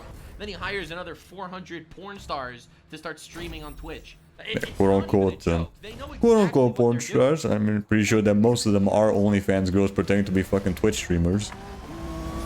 Just to funnel their audience onto their fucking porn. I don't think that Twitch would have put out an official statement if that clip wasn't posted and going viral. Bro! Bro! They only ban Hassan when he gets back. They didn't ban Hassan Piker for calling for the death of Rick Scott, a United States Senator, until he got backlash, and they gave him a 24-hour timeout. On his day off. I could give you a dozen stories. On his fucking day off. They wasn't gonna be streaming either way. Radical left positions ever since. Or was that for something else? I think it was probably for something else. And they won't surprise me if they also did that shit for that one as well. As far as I know, the other people who had meet and greets today were not reached out to ask if they wanted extra security or if they wanted to cancel. That's what I heard too, by the way. That's what I heard too. That it happened. They added extra guidelines, but they didn't actually tell people why they were doing it. So their meet and greet, like maybe some people were, but I know for a fact Extra Emily wasn't. Extra Emily. The manager made sure that she had extra security. No one reached Extra Emily with extra security.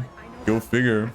Okay, so let's just start from the beginning, because I want to be able. Well, we have to start somewhere. Before the show starts. The show starts in a fucking hour.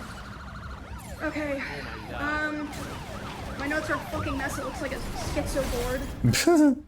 Understandable. Understandable. She's probably losing her fucking mind and nervous as shit. In case you're unaware, I'm gonna show you something insane that a lot of people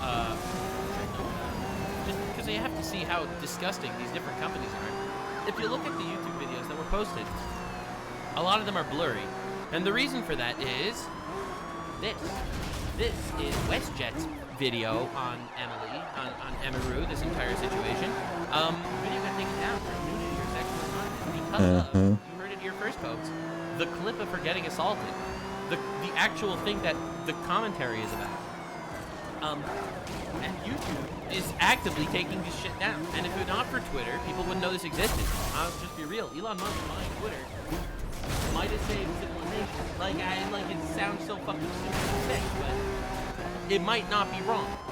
Yeah, I'm pretty sure that even Hero, when he made his videos on the whole situation, he had to like blur out certain parts of the whole thing because he couldn't show the, you know, she getting like actually sexually assaulted. So I'm just gonna go through, from my perspective, what happened, what I saw, the order of events. So I was doing my meet and greet, and I've seen people saying that it was an obligation given to me. Like to be a featured creator and to have my show, I had to do a meet and greet, which is true. I was told that I had to do a meet and greet. Yeah, it was part of a contract obligation. Canceled. Regardless, I didn't cancel. I thought it was going to be fine. So I show up at 4. I'm doing my meet and greet. This happened about 30 minutes into my meet and greet, so I was probably Fucking him when it keeps fucking teleporting everywhere. It really makes it impossible to fucking catch up to him. Fuck off. I was just taking a picture with someone else, like completely normal. Yeah, it was just some random dude with blue hair, I think, which the video did show. Then the random dude just pops out of nowhere. Walking around the side of the meet and greet, and he crosses in front of the meet and greet of the person to the left of me, which is a VTuber. So he's able to walk up, and He showed up from a different fucking line of a different VTuber line. God damn, dude. Getting hit by a sniper. And then the entire internet celebrates. The leftoids celebrate. And then they do a public event for public figures. And you could literally just walk up to them and assault them. This is insane. And this fucking thing is bugged again. Fucking hell, man. And he grabs me, but I'm like, wait, what? And the game is bugged. The fuck? I'm not getting SP anymore. Fuck me. Seems like he's supposed to be here, and Yep, you have to go to the garage. Let's save and then I'll restart the game. I'm like, maybe it's like TwitchCon staff like coming to let me know something, because like sometimes it'll happen where you're at an event Fucking and piece someone of will like shit, come dude. up to like Come on. know something, you know what Why I is mean? it? I really don't get why sometimes the fucking SP shit just bugs out. To be like a sexual assaulter getting through all of Twitch's security, right? But I'm still like freaked out because he grabbed me. That's not normal. Obviously. And then he grabs my face, and he leans in, and lips puckered, tries to kiss me. Kiss him. And I start screaming. You can't hear it in the clip, but I'm fucking screaming my head off. And then my security, Twitch's security is like nowhere near me, nowhere to be found. I can see them, but they don't do anything. My security jumps up and shoves the guy away from me and is like, get the fuck out of here. And he's allowed to walk away and leave. Crazy. Yeah, Crazy. so then after this Right. I've heard that the other one in the other event with Emiru, her previous bodyguard actually did fucking manage to stop the dude from escaping. Like he fucking pinned him down to the floor or whatever. And that's why they didn't have the older bodyguard. came up to me to like see what was going on. That Twitch actually fired the dude because of that. He was just doing his job too well, I guess. Ugh. Do you want to finish your meet and greet, basically? And I was back there for like a minute, and I was like, you know what, like I want to finish it because like of all these people here that, you know, they're just nice, normal people. And I go back out there, and still there's no one from Twitch there, and the poor guy that I was taking the picture with originally, he looks, he's like fucking mortified, and he's like, he's like, oh my what God, the fuck dude. just happened? And again, Yeah, I saw that clip. The dude was just standing there with like a fucking deer staring at the headlights. She got sexually assaulted and walks away, and she comes back. And you didn't have someone from Twitch go and like tell the guy, hey, go back down, give her some space. You didn't have any Twitch staff there at all, even after it happened? I say to this guy, I'm like, I'm sorry you had to see that, and he's like, no, like, I'm so. She needed to apologize to the guy that was there for the meet and greet? Where is Twitch's staff? Like, these people need to fucking get axed, fired, destroyed. This website, this entire system, the Egypt-based trust and security staff, that shit needs to get annihilated. This is crazy. Sorry that happened to you. Why am I having to tell the TwitchCon attendees and my fans, sorry you had to see that, and not like... Yeah, sorry I just randomly got sexually assaulted. It happens, I guess. Oh well. So I didn't see this. Yeah, holy shit, dude. My friend and my manager were telling me, the Twitch security like kind of like got together after that, and we were like, wait, what happened? Wait, what happened? What happened? Haha. And just like started talking about something else. So it's like, okay, and then that's the events of what happened. Just to like line all that up. But I didn't talk at all about the aftermath of all of this at all, and I don't think anyone knows this, save for like maybe some streamers that I'm friends with that came to spend time with me or that I talked to last night. Ooh, okay. So I finished the meet and greet, and I was escorted back to my hotel by my one security guard. Oh, and also, by the way, I've seen clips, people bringing up clips of me talking about how my previous favorite security guard was permabanned from TwitchCon because at a previous TwitchCon 2 years ago, I believe, I think it was 2 years ago, there was a stalker and he held him by the arm until police got there. And because of that, he was indefinitely banned from TwitchCon. Twitch banned the dude because he was doing his job too well. A sexual assaulter. But Twitch did ban her security guard for holding someone's arm.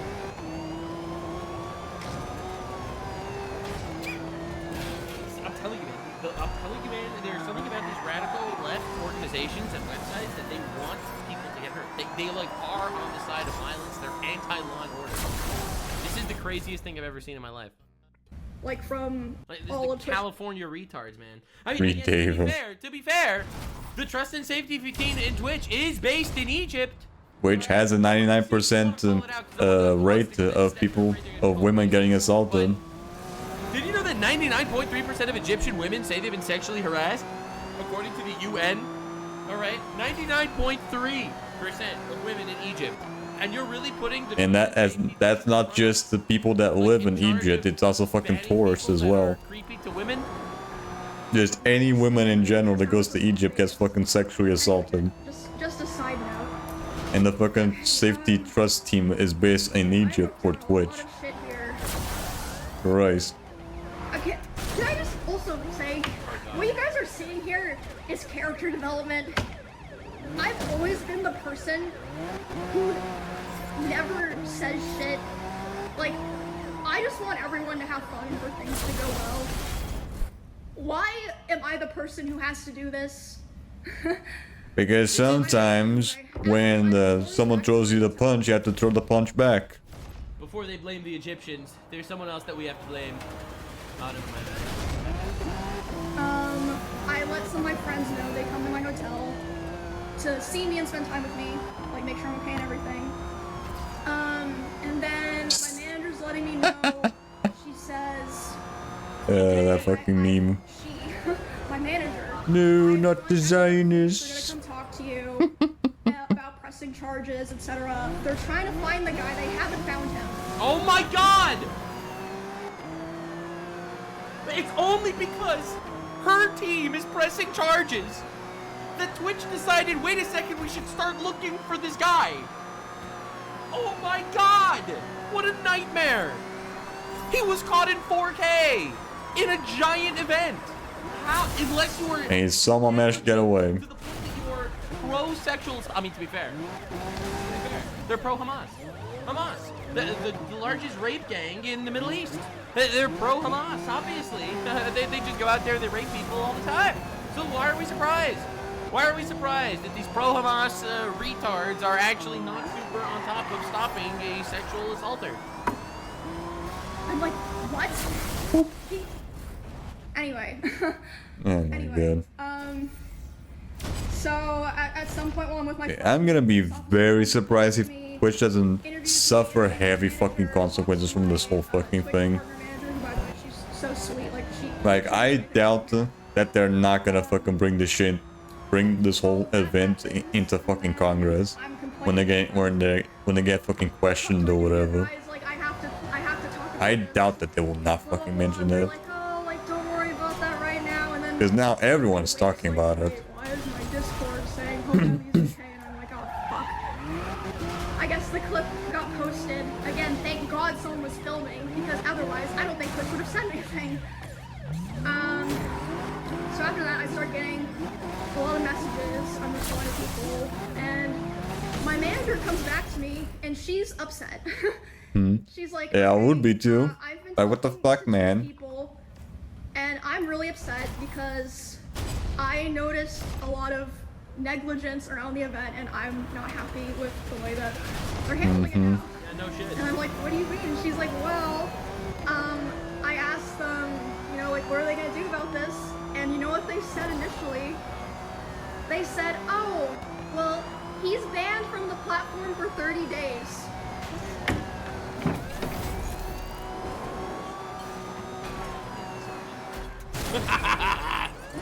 He is so mad. I would be so mad too, though. Like, what the fuck, dude? 30 days?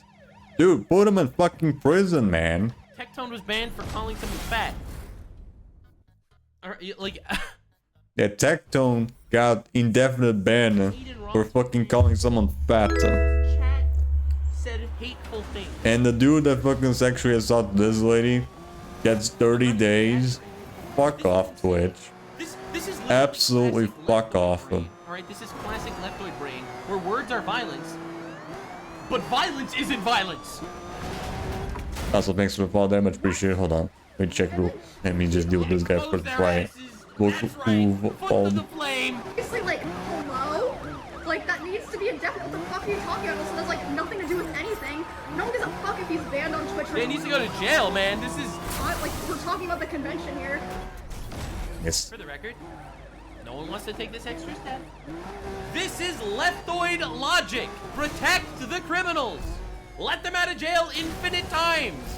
Alright? Infinite... Yeah, just look at what happened with the fucking Ukrainian girl. Close the prisons, right? Aren't all these people the prison abolitionists? Aren't all of them those guys? Oh, please. Yeah, thanks for the follow there, Mr. Daffin. Hope you're doing I good. don't mind if they get arrested and convicted 37 separate times. We'll still We're let just them out of jail.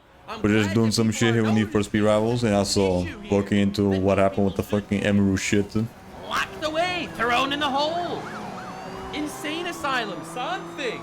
So they changed it to indefinite. Takes an hour for Again, who cares? This is like so irrelevant. But yeah, true. Me, I missed again. Insane these that this two happened. people are the head of security for Amazon and the head of risk for Twitch. Well, yeah, based in Egypt. Right. Handle. Also, later the same night, I'm not gonna drop news here because I wasn't there, so I didn't see it. But I had multiple people tell me that key Twitch representatives last night were out partying. Yep. Okay. They so don't care. They only care about the optics. They so don't care. They were partying right after that, right after the whole fucking thing. They just don't care. They only started caring because they fucking got caught up for it. Sexual assault, yet she still does her cosplay show. For the record, I don't like the idea that we're living in a society where you have e-thoughts. But also, she is not an e-thought as far as I'm aware. Yeah, she's just a typical game streamer. That doesn't mean people should go get raped. So you're getting banned. Being pro-rape. We don't support that. That's She's just your typical like female streamer on Twitch where she just games and fucking cosplays. Mine's a little crazy here. My Twitch didn't approach my manager to talk to their head of security. It took them 2 hours to approach her to talk about what happened. 2 hours? She had already talked to police and called a lawyer on her own. My manager, Melissa. And they showed... Of course, obviously. That's insane. That's insane. They didn't even fucking come. They didn't even ask her back. Put her a photo of the guy that I believe a fan took, by the way. A fan took a photo of him, not one of their security guards. They don't have like security guards. This is crazy. They're like, oh yeah, here's his photo. We're like gonna find him. He still had his badge. Quote unquote find them. The guy. So yeah, I really feel like a lot of this process wouldn't have happened if it weren't for my manager advocating for me so hard. Which Can I just say, Dan Clancy tried to push off the Congress hearing about Hassan Tiger, and now he's here on record, kind of blaming Emiru for getting sexually assaulted at his event. They're gonna get, oh my god. Okay, now they're just gonna have way more fucking material for when they go into Congress. So maybe it was a good idea that they fucking pushed back that thing. Now they're gonna get doubly fucking fisted. some security footage. Before they were gonna get fisted, now they're gonna get double fisted.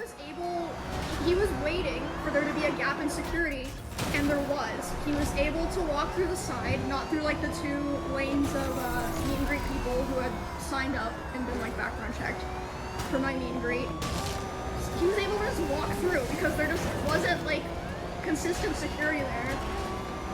Oh my gosh. And then, Mine, get out of the way, ass. so yeah, that's basically Out of the way. my day yesterday. And then today, this morning, I was told Shit, fucker.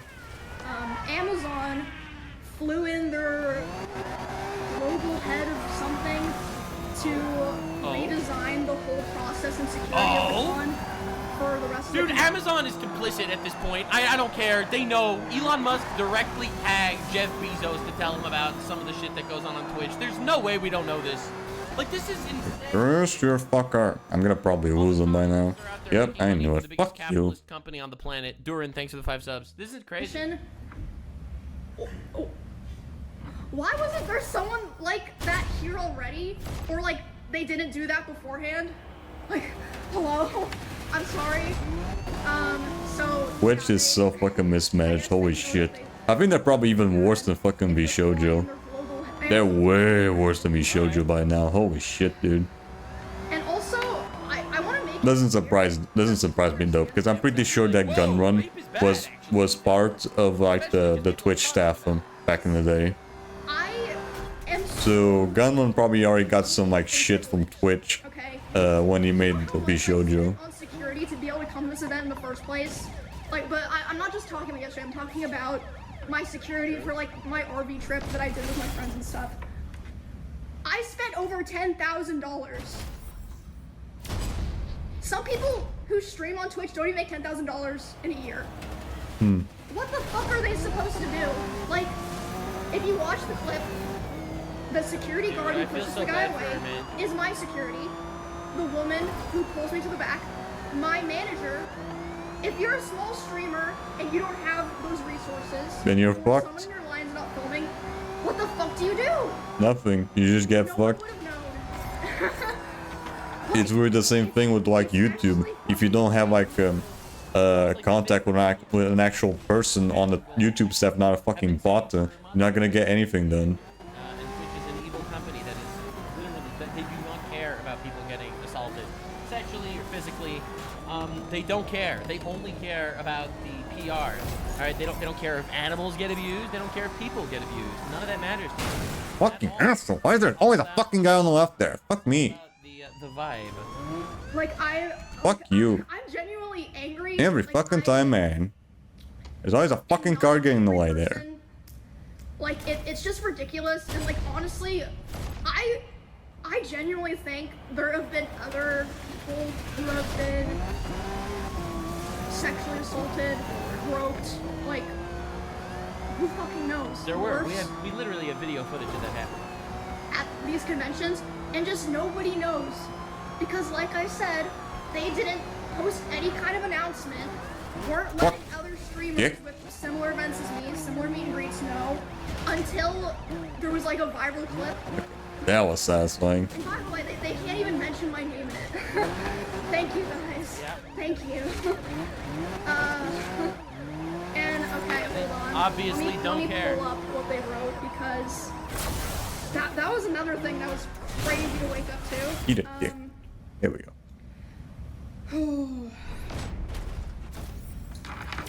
Alright, let me read this. Like, people shit on YouTube and stuff for like algorithm changes, but Twitch actively puts people in danger. That and also just kick with the the gambling, which mind you, you can actually fucking, there's an option on Kick where just it lets you fucking get rid of all the fucking gambling related streams. Get that, and also OnlyFans specific fucking streams as well. Twitch doesn't have a fucking option like that. The Kick has them. Event security were on site. That's a lie. That's literally a lie. And responded to the incident. We immediately blocked this individual from returning to the TwitchCon premises, and they really the first thing that I did when I got kicked is that I turned on the fucking option to get rid of the fucking gambling and fucking gooner bait shit on Kick, just to fucking clean my main page. Which doesn't have anything like that. And we'll have additional security personnel surrounding participating streamers. If you've RSVP'd for a meet and greet, please note that we're unable to accommodate +1s for the remainder of the event. You know why they said that? They only thought about that because of Melissa, my manager. She said, were you vetting people coming through the line? They said, oh yeah, everyone had to sign up, and they get background checks, but they're allowed to bring a +1. Well, are there +1s background checked? No! They're allowed to bring random people? That's why they said that. They were allowed to bring one invite without back checks? Oh, for fuck's sake, man. The +1s can't go because they don't background check the +1s. Yeah, without background checks on the fucking people that being invited, that one random person brings in. Check the +1s. How does that make any sense at all? How does that make any sense? Melissa was like, oh my god! Okay guys, Twitch has a zero tolerance for harassment or acts that inhibit the safety and security of our community.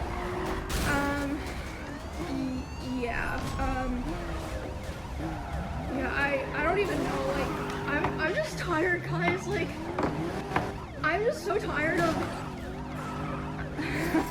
I've just had so many things happen, and like, you know, stuff just happens, like, especially when you're like, Yes. Right now, she's very much scatterbrained. but I just feel like I've been failing. And I don't blame her. Like, the fucking thing almost fucking pretty much traumatized her. There's a massive difference between female creators and male creators. For example, a lot of her content, I know that she's not like a fans creator or whatever, but she does do cosplay stuff, which is inherently gonna gather gooners. Yep, it always does. For sure. I, thank God, don't. I'm pretty sure that even when you don't do cosplay, it's just women in general, they always get fucking those types of fans. Yes, you do. Okay, shut up. But no, that's not the point. See, I only get death threats, alright? So that's different, alright? I'm sure, I hope she doesn't get death threats. Only gooners. I get the people that give me death threats. They get the gooners. That's how we trade off. It's pretty insane. No, it's horrifying. Every audience has its creeps. True.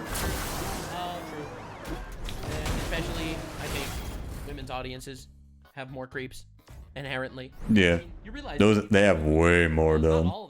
Men do have, but not as much as women. Relationship to a girl because she's pretty. That's what a lot of them actually think.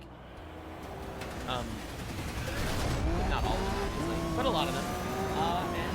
Yeah, you don't want necessarily to be around those guys. I'm always like, you know, Not to say that there's any, not to say that this means that Twitch has a right to do anything that they do. Absolutely not. Twitch is disgusting for letting this happen. This is not her fault at all. That's just how it works. it's okay, we'll figure it out. Should have figured it out already. You should have fucking figured it out already. Yeah, true. Shouldn't have gone here. Oh my god. We should have never gotten to this point. So yeah, that's basically. Where the hell are you going? Unless I'm forgetting something, a rundown of everything. But yeah, it's fucking insane.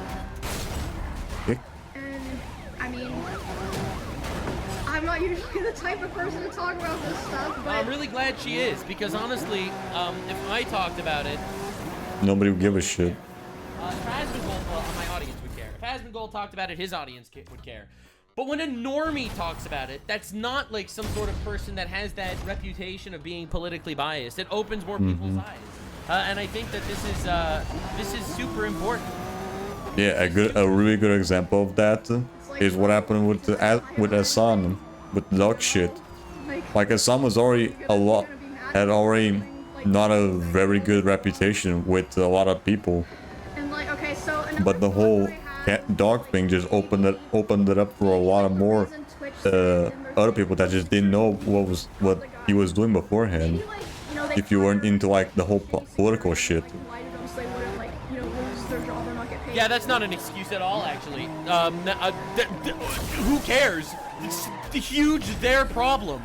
What? Fuck me. Maybe Not the if wrong you one. guys had like, you know, actual cameras and like good comms, no one would be able to lie or have to lie.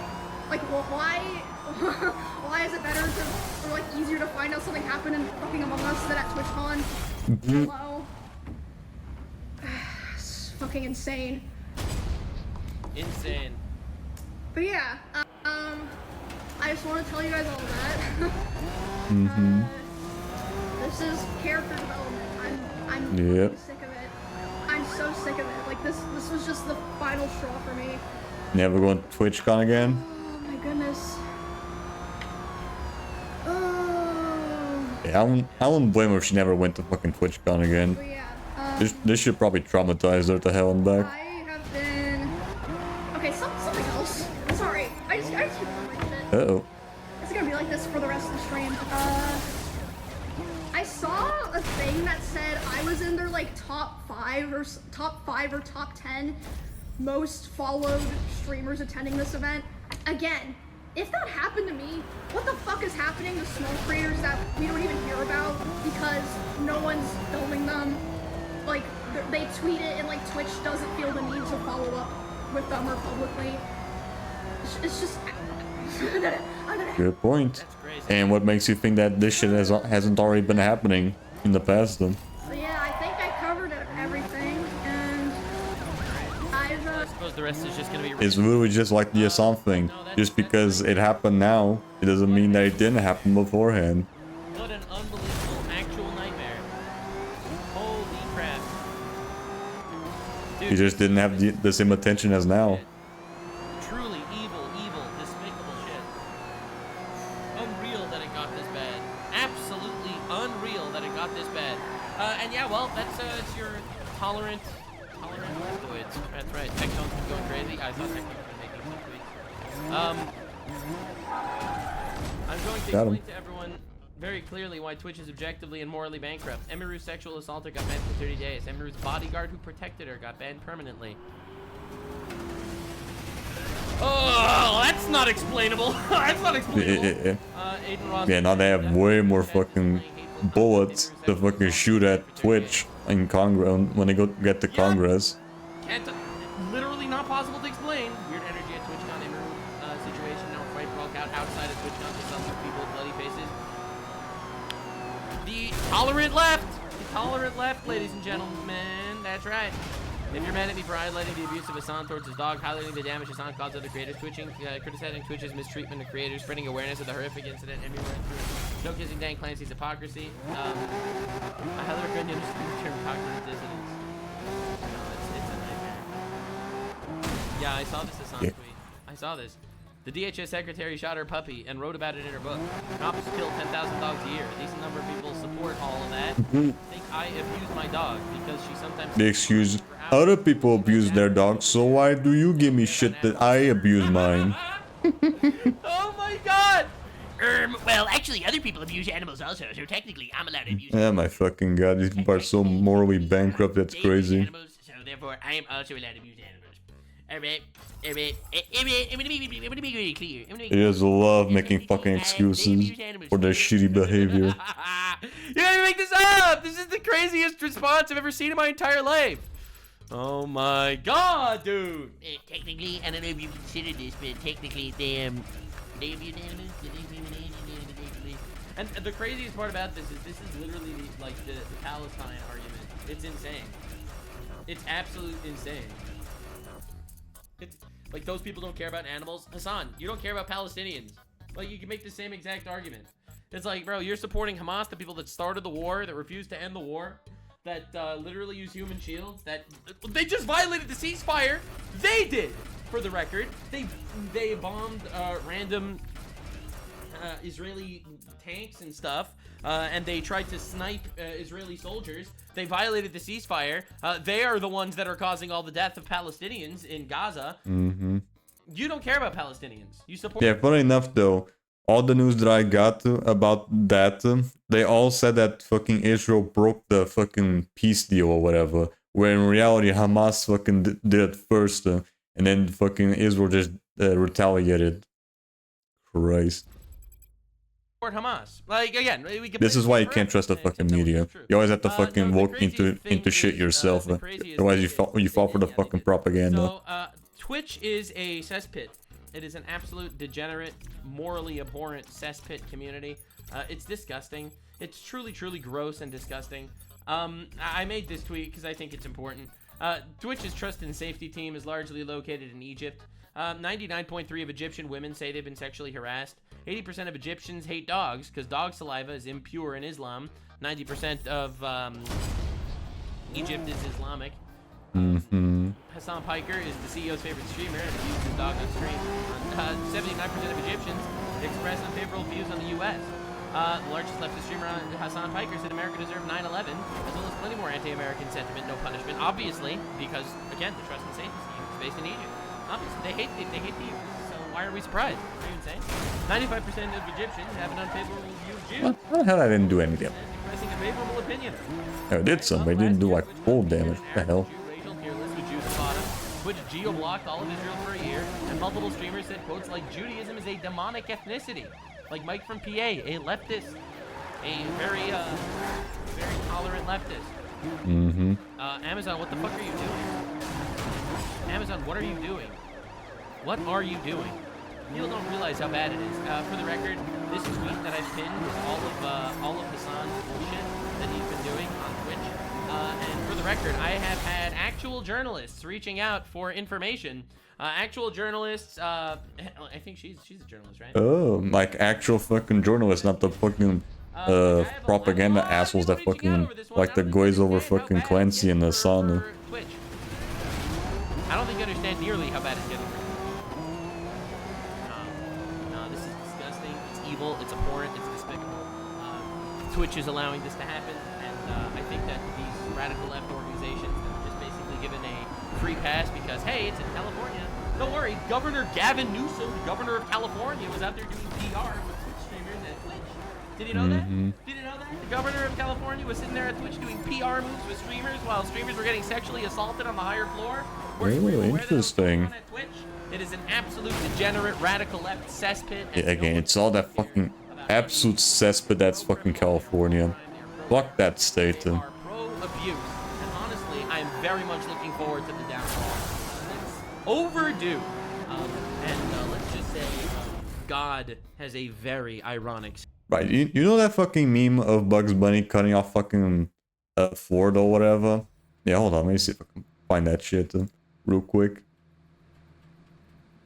Let's see, Bugs Bunny, Florida.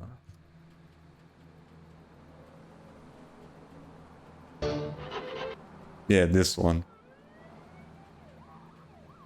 Yeah, hold on. Yeah, this one.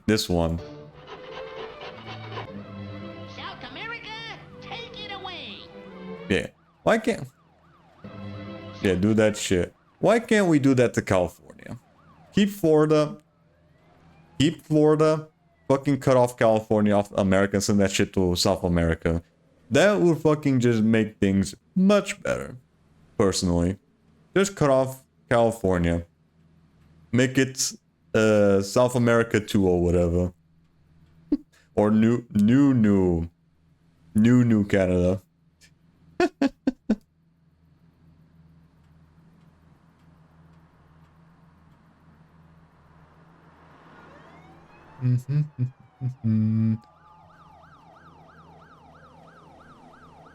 Okay, more hero hate stuff here.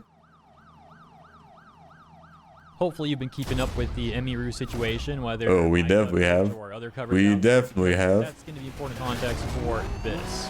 Hassan provides incredibly nuanced, insightful, and valuable commentary. Yeah, great. Even a fucking Hassan enforcement goes into this shit. My manager comes back to me and she's upset. He's not even fucking there. It's just a fucking chair. And I'm really upset. Oh my fucking god, dude. He's not even fucking there. My first video of the day. And we've got Hassan here. Except he's not. It's just the chair and not even the fucking dog in the background. You can see the freaking chair empty. Just to be sure we're on the same page here. Emiru is talking about a situation. Yeah, Emiru's talking about the most fucked up shit that happened to her, and Hassan's nowhere near to fucking see that shit. To it, right? That's why he's got it pulled up on a stream. He pulling out the fucking chair reaction. He's literally just not here. He's not watching. He doesn't seem to care at all about this.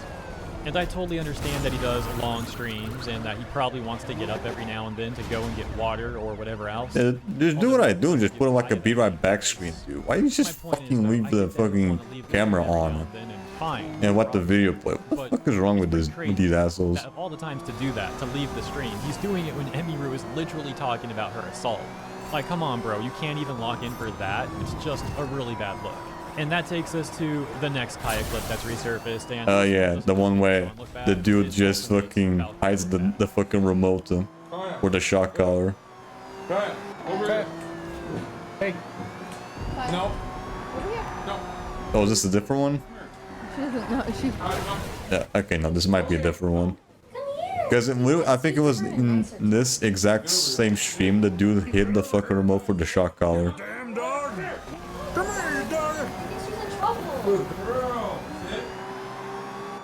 Wrong way.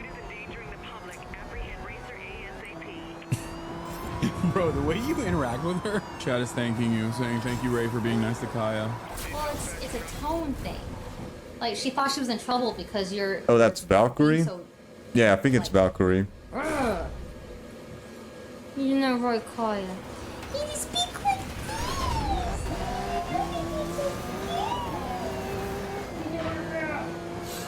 This is why she ran to you at Cutie's party last night.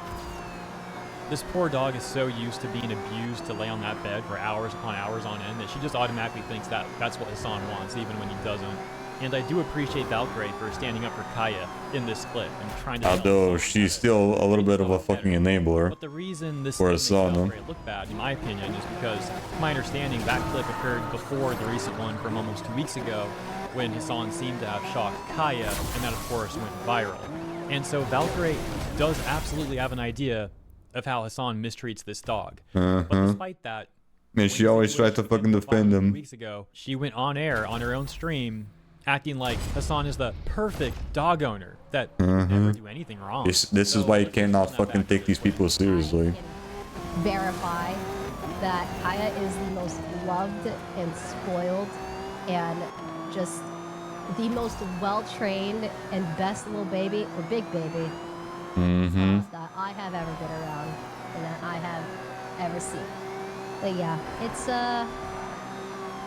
kind of crazy. You would think that this kind of outrage, we would have seen it towards like the genocide and stuff. Oh my fucking god, these people are so fucking fake, it's crazy. Where they should be.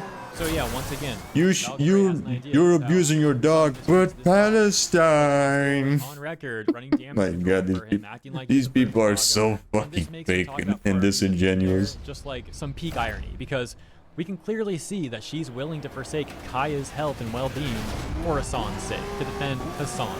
Those are apparently her priorities. And then, of course, They don't fucking give a shit about anything. talked about that plenty. So let's move over to They just fucking virtue signaling bull crap. I actually forgot to include in my video. Oops. So I'll mention this quickly here. The manufacturer of the That's all the fucking cesspit that's a fucking LA friend group. should go interview them on why they are a Zionist. Lincoln replies. The joke there, of course, is how disgraced journalist Taylor Lorenz recently ran damage control for Hassan, and how Hassan has blamed the criticism that he's getting over all of this Kaya stuff on Israel. And so we've got this email from Educator Callers that says, "Hi there. To me, that looks like the low to medium power RX090 receiver that comes with most of our units out of the box. It looks like someone cut off the contact points and put tape over it to maybe cover up any rough edges left for cutting instead of just replacing the contact points with a comfort pad. If you want to Interesting. be sure exactly which receiver it is, you'll need to remove the tape. So I'm presuming that's supposed to say what receiver it is. And yeah, backing that up, the first sentence, you know, they say it looks Backing like it? not it for sure is. But this is very close to just 100% confirmation about the sort of, the exact type and model, rather, that Hassan has on Kaya. I mean, do we need any more fucking proof that Hassan is just fucking lying about him shucking his dog? Do we need any more fucking proof? Instead of, you know, putting the comfort Like, we know that he's fucking doing it. he's supposed to be doing. His excuse would probably be something like, oh, you know, she's got a lot of fur, it's fine. And the more evidence that keeps popping up just keeps proving the same fucking thing over and over again. First mistakes. If you want me to take accountability for being a dog abuser, it's just me agreeing, insane hallucinating. The rest of people online. What? Let's play the clip. Oh my god. I'm a Hasanabi head, but why is this so hard for you to apologize? That you did your pet wrong, brother, and you're gonna do better in the future. It would help you and would strengthen the trust and relationship with your viewers if you apologize for your mistakes. And then there's like 15 seconds of dead air here when he looks back to Kaya. Maybe he's letting chat express their opinions. Yeah, he's just waiting for what Chad has to say about that first before he comes up with anything in his fucking head. No, that is a Hasanabi head. That is like legitimately a long-term community subscriber who seemingly hasn't seen me take accountability for not immediately going over to Kaya to check in on her. That is true. But I did take accountability for that. Sure you did, buddy. Want me to Sure you fucking did. Is that why you're still fucking hiding shit and fucking making excuses? Agreeing to the insane hallucinations of seemingly that person as well as the rest of the people online. Well, good on Hassan for admitting that he should have checked on Kaya initially when she screamed out in pain from his alleged shock. Instead of, you know, trying to just say like, oh, she definitely caught her nail. That's what it was, guys. You know, she's just being a baby. Because that was a pretty terrible response by him. Unfortunately for him, you know, taking accountability for 5% and not the other 95% is still a really bad score. But yeah, I guess he just sees all of us as hallucinating. He says it's insane hallucinations. Okay, it's all just fucking excuses. And you can see, by the way, the chat is like just defending the song. These are people who I think it's very clear at this point in time don't care about animal abuse at all. That's the sort Yeah, of they're too far into the fucking Assam brain rot. Then. there are some speaking out about this like we just saw in this clip. That's good to know. But it's definitely disturbing to know that the majority, by far, seem like fucker. okay with defending animal abusers. And those are the updates. As always, thank you for tuning in. I hope you enjoyed Rest the your coverage. dick. Let me know what you think in the comments, and have a wonderful rest of your weekend. Hopefully you've been keeping up with... Hold on. For some reason, this guy gave me a lot of shit to fucking catch. Will you piss off? Hell yeah. Christ.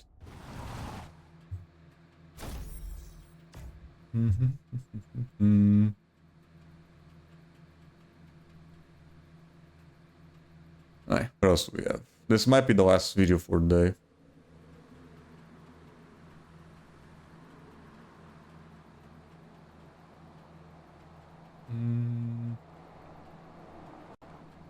Yeah, whatever, why not?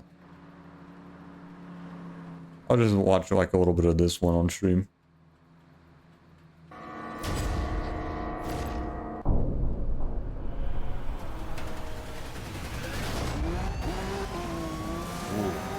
Sega. Nothing says spooky like Sega. I do like. Sega. I'm waiting for Sonic and Tails. Ghouls and Ghosts? Is this not just like Ghosts and Goblins? Yeah, it's spooky, evil, ghosty. Not the ghost. Yeah, isn't this just... Yeah, this is like the NES version of Ghosts and Goblins. Another year of Halloween Fest, 13 nights of different games for your spooky and horrible pleasures. Sometimes we're playing super spooky games, sometimes we're playing super, I guess, Halloween-centric games. It's supposed to be horror or horrible? Horrible. We'll get into it.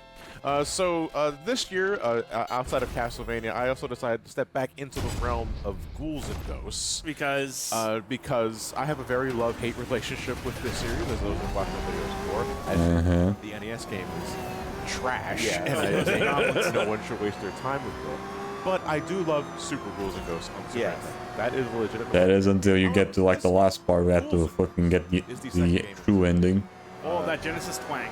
So this was originally an arcade game first, in 1988. Was this one an arcade? Yeah, this was arcade first. Oh, they all were.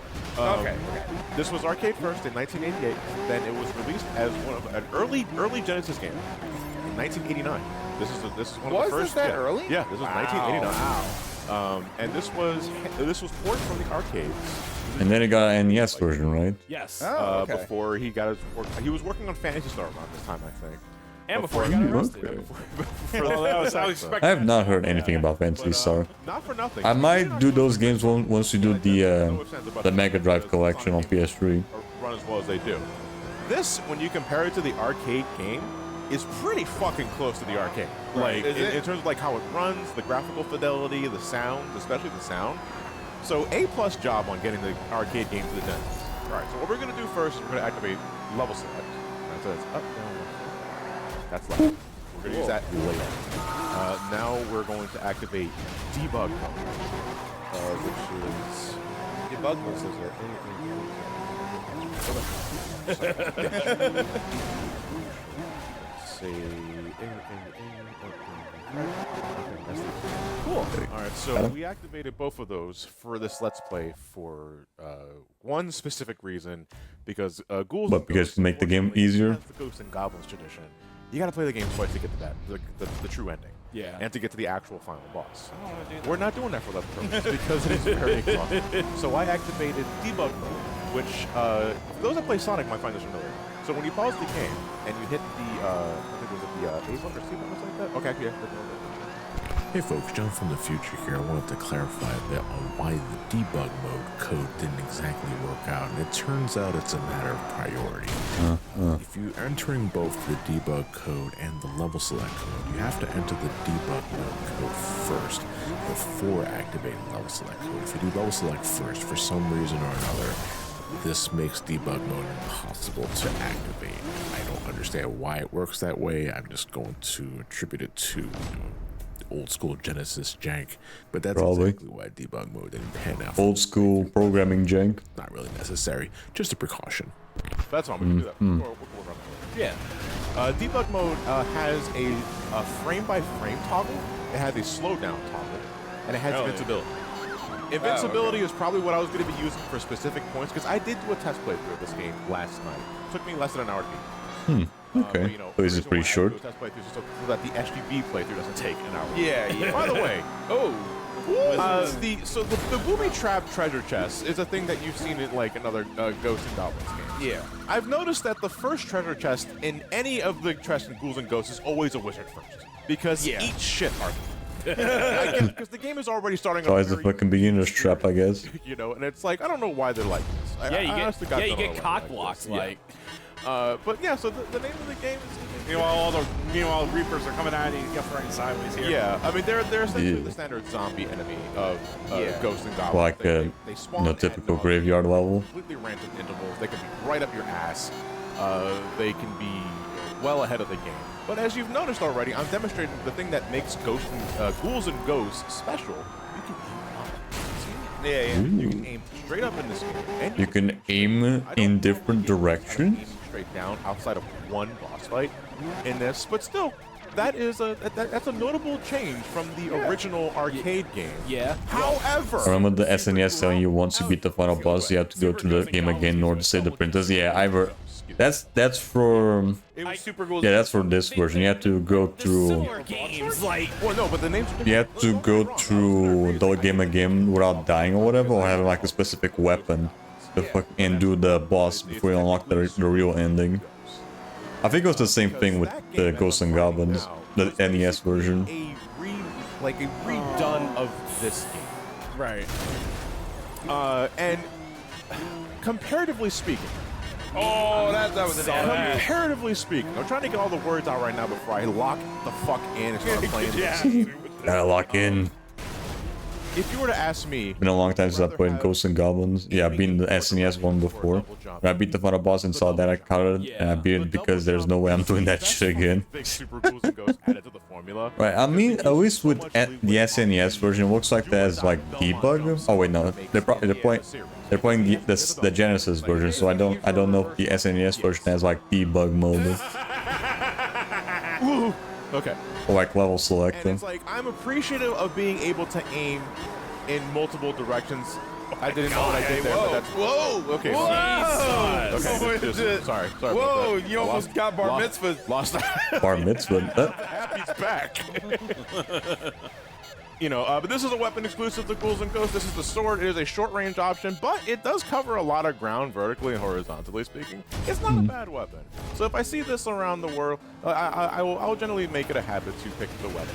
So now we're getting into the second part of this level. I hate this part because it was essentially a callback to the first level where you had like the wind just keeps pushing you back. That's what I called them.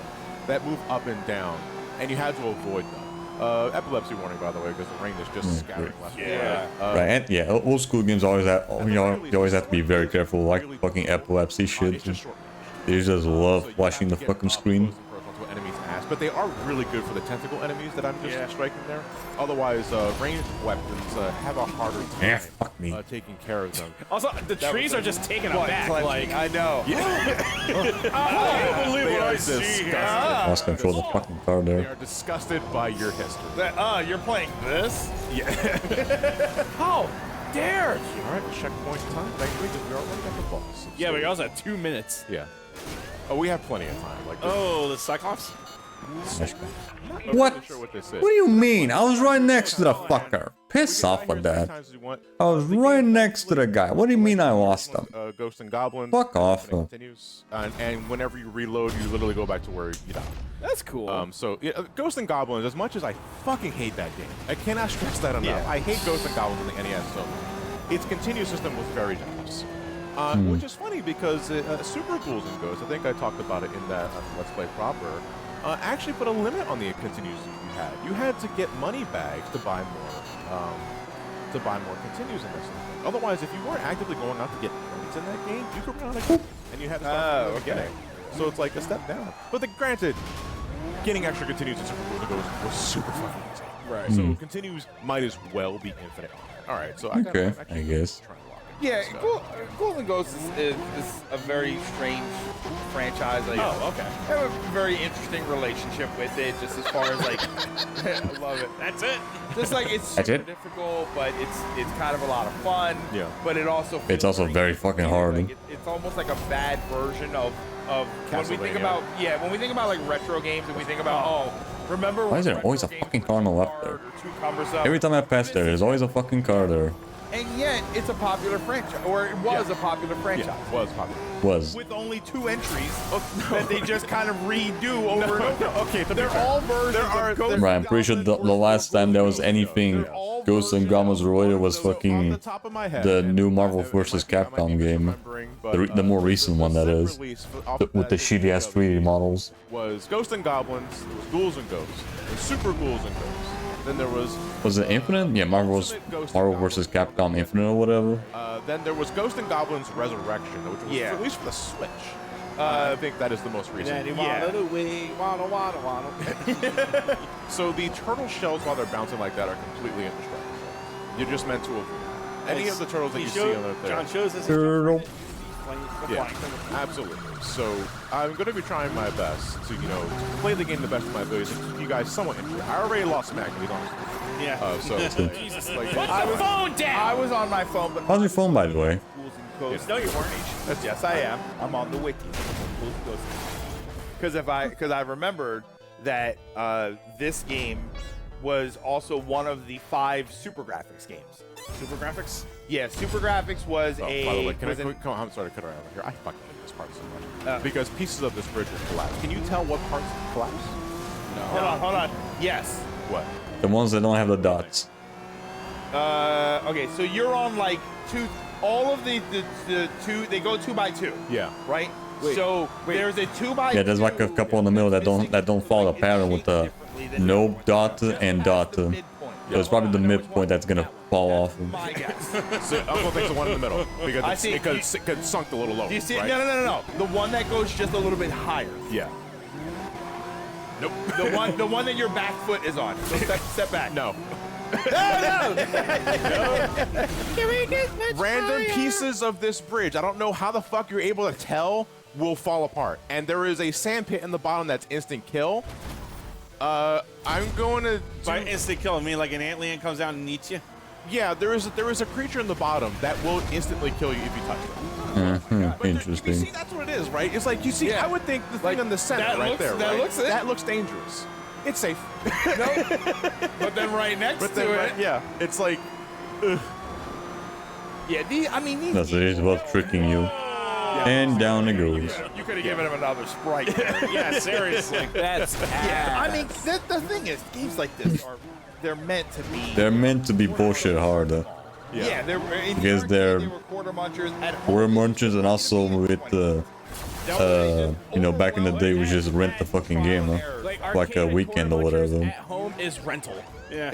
You know what I'm trial and reminded error. of? You know what I'm reminded of? The fucking jump patterns of these turtles remind me of the fucking Fleamen in the original arcade. Oh my goodness. The original arcade iteration of Haunted Castle. Okay, yeah. Alright. Like We'll do one more this shit don't call a session. We're literally, this game takes place immediately after the ending of First Ghost. Oh wow. No, I mean like in terms of setting, is this like a carnival or is this just like a countryside? Countryside. Oh, that's And down it goes again. Yeah, thank God for fucking save states. Yeah, there we go. because this is a Let's Play. So it's like I think the Mega Drive collection also has save states, so I'm probably gonna have to use that shit as well. This is our Let's Play. Suck it. So Uncle wasn't here for the Ghost and Goblins Let's Play we did years ago, and he wasn't here for Super Ghouls and Ghosts. Oh, it's coming after you. Shit. Where I did 2 playthroughs of both games. The Ghost and Goblins playthrough, we did both playthroughs live, and I was fucking absolutely the entire way. Super Ghouls and Ghosts, we did the first Come playthrough on, seriously? live. Oh, fuck, you're already here. Firebrand. See, Red Armor, I think, is the name of it. Thankfully, we got the sword, which is a really good weapon for them. The problem is that once you leave them alone for too long, they start doing their fucking Red Armor shit. Yeah. They dive. Yeah, they make the fucking. You see, I associate that noise with the golden, the ghosts. Okay, today I learned the ones that spawn in fucking random locations. What look like flying Doritos? Oh yeah. The flying Doritos. Oh yeah, those things. I mean, I have Marvel vs. Capcom on the brain. I just call him Firebrand. Firebrand is the specific name of Red Armor. I think that was the that's name the guy of the from dude, Demon's Crest. Yes. Right. Yeah, that's the character from Demon's Crest. Right. Yeah. Oh, those things were. I always called them pigs in a blanket. Pigs in a blanket. Yeah, because they look like the little pigs in a blanket. Yeah, I always called them burritos because they look like. Oh, the knife! Yes! Oh, Nice. fucking real, dude! I love. I know I lost my gold armor, but we get the knife. What is the difference between the gold armor and this? If you still lose. What's better, a sword or a knife? Ghouls and Ghosts was Knife, the of first course. game to introduce the magic power meter, where with the gold armor, you were able to supercharge whatever weapon you currently have at your disposal. I love the knife. Nice. It is so fucking good. That That boss is actually not that difficult. As long as you remain ducking, you naturally avoid all their attacks. They have a very set pattern. okay. of Almost attacks. all their attacks. The Yeah. fireballs are raining down, but still can't. Yeah, but all you gotta do is simply move left. Right. That's literally it. Yep, But we yeah, can to get go back everything. to your question, man. Alright. The gold armor. So, looks like they just. Yeah, hold on, let me fucking stop this. Get rid of that and that. Alright. So, yeah. Looks like it's just this car and this car left before we're finally fucking done with the game. So, yeah, this is definitely gonna take at least one more session. Well, a little bit of one session, because we're definitely not gonna take the whole stream just doing this shit. Let's see. My guess is this is probably gonna take at least an hour to fucking get the rest of the SP down. Because I take around like 40 minutes to just do one run of 1 million. Then we'll see how much we get in like the rest, the other 20 minutes. Yeah, something like that. Yeah, my guess is next time we do this, we can probably finish off with the rest of the game in like an hour, and then do the other stream. The rest of the stream we'll just do, I don't know, All Stars Racing. Because I think that we should be almost done with that game as well.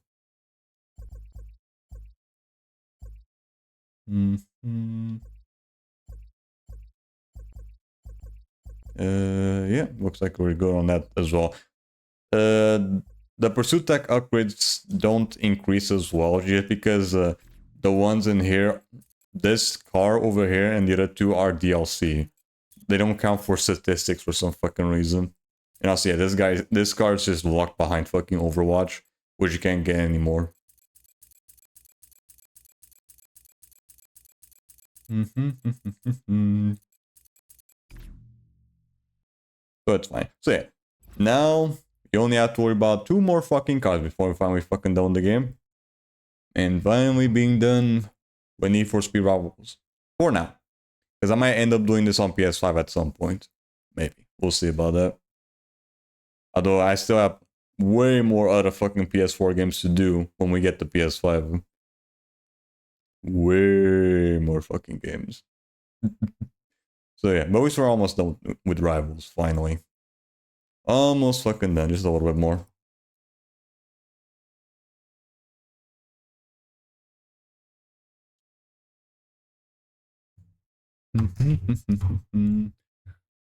Alright. What do we have here? This is a day in...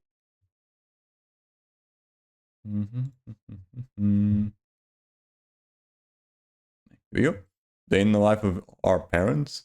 This is a day in the life of our parents in their youth. I wake up at 4 a.m. excited for the opportunity to go to school. For breakfast, I eat a bowl of old rusty nails and bolts. I'm just thankful for food to eat. After that, I run to school. It's 20 miles, all uphill. Around 7 a.m., a car hits me. I immediately break my arm. Going to the doctor is for weak people. I simply just snap it back in place. At 8:01, I arrived at school 1 minute late. Mr. Perry, the gym teacher, is waiting to spank me with a wooden paddle. I happily accept this character building discipline. At 11 a.m., I enjoy my 5 minutes of recess. At 6 p.m., I run home after school. It's 40 miles, all uphill. At 6:30 p.m., I beg my parents to let me do chores. For the next 3 hours, I work hard and diligently. It feels so good to carry my own weight and not be a freeloader in this household. After that, I ask my father for permission. Father, would it be okay if I went swimming tomorrow on my 1 day off? My father tells me no. I accept this and I would never question his authority. At 11:30, I get into my bed made of bricks and wood, and that's my day.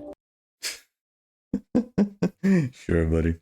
Sure, I ain't falling for the fucking propaganda.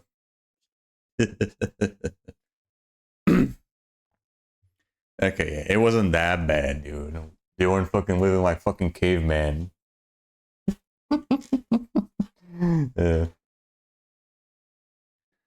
Alright. Right. This might be... No, wait, no.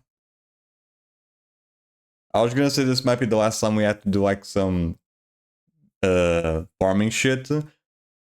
Because, you know, Need for Speed Raw is not gonna take too long with the next session.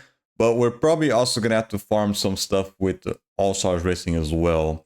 Because of the fucking Sega Mouse's shit. So, yeah. Me move on from one farm to another farm. Goddamn. Thankfully, All-Stars Racing is not gonna take nowhere near as long as Rivals. Nowhere near as long. But we're still gonna have to farm a little bit. But yeah, we'll save that for another time though. So yeah, let's see. Did pretty good today. At least we're almost done with the game. There's only like 2 more cars left before we're truly done with it. Although, if I didn't have the DLC, I probably would have been done already. Oh well. Oh, right, yeah. And also, if I didn't get the paid DLC, we will be farming a lot more fucking cars, too. You know, I only decided to get the fucking free shit, because there's no point in just getting, like, other cars, because that do the exact same fucking shit. I made the excuse of getting the DLCs for All-Stars Racing because you actually get, like, you know, playable characters. With this, it's just, like, fucking cars that do the same shit as the other cars, so didn't really fucking bother. But yeah, let's see. At least did pretty good today, though. Just need to work on those last 2 cars later. Next stream, though, shall be tomorrow. Well, we are going to be doing on where we let off with more Sonic Adventure.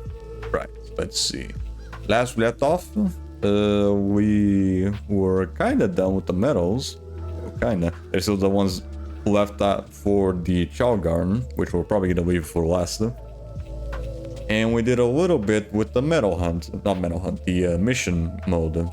So we're probably going to finish that off. We're probably going to finish off with mission mode. And probably start working on the Chow Garden. Because I need to, in order to unlock Metal Sonic for 1 or 2 extra trophies, you need to have all the medals, which first need to do the Chow Garden stuff. Thankfully, I think there should be a way to speed up the stats for the Chows. So I don't have to like waste too much time on that shit to get the last medals. Although I have not been practicing that shit at all, so I guess we'll just have to figure out how to do the exploit later as we go along.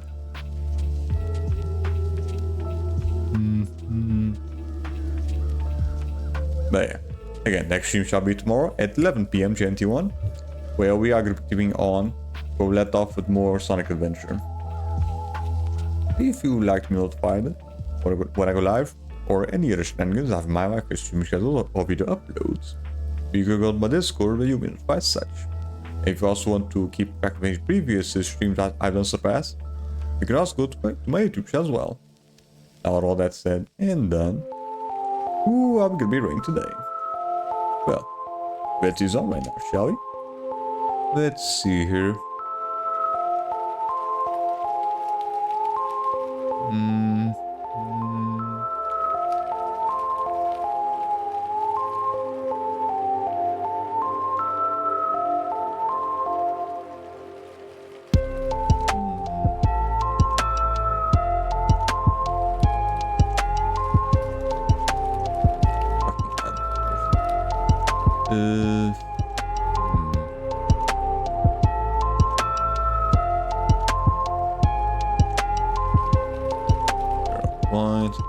Anything?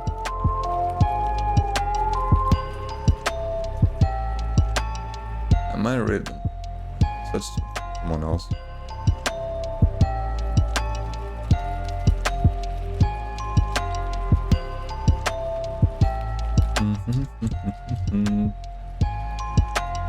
Here we go. So yeah, for this stream, we're gonna be rating Celeste Orion. Right now they're going through Tetrio. Is this just Tetris? What's with the different way of saying it? Oh well, whatever. So yeah, you guys have fun with Celeste. Have yourselves a merry day. And as always, have a good one. Bye. Bye-bye. See ya. Have a good one. Bye. Bye-bye. See ya.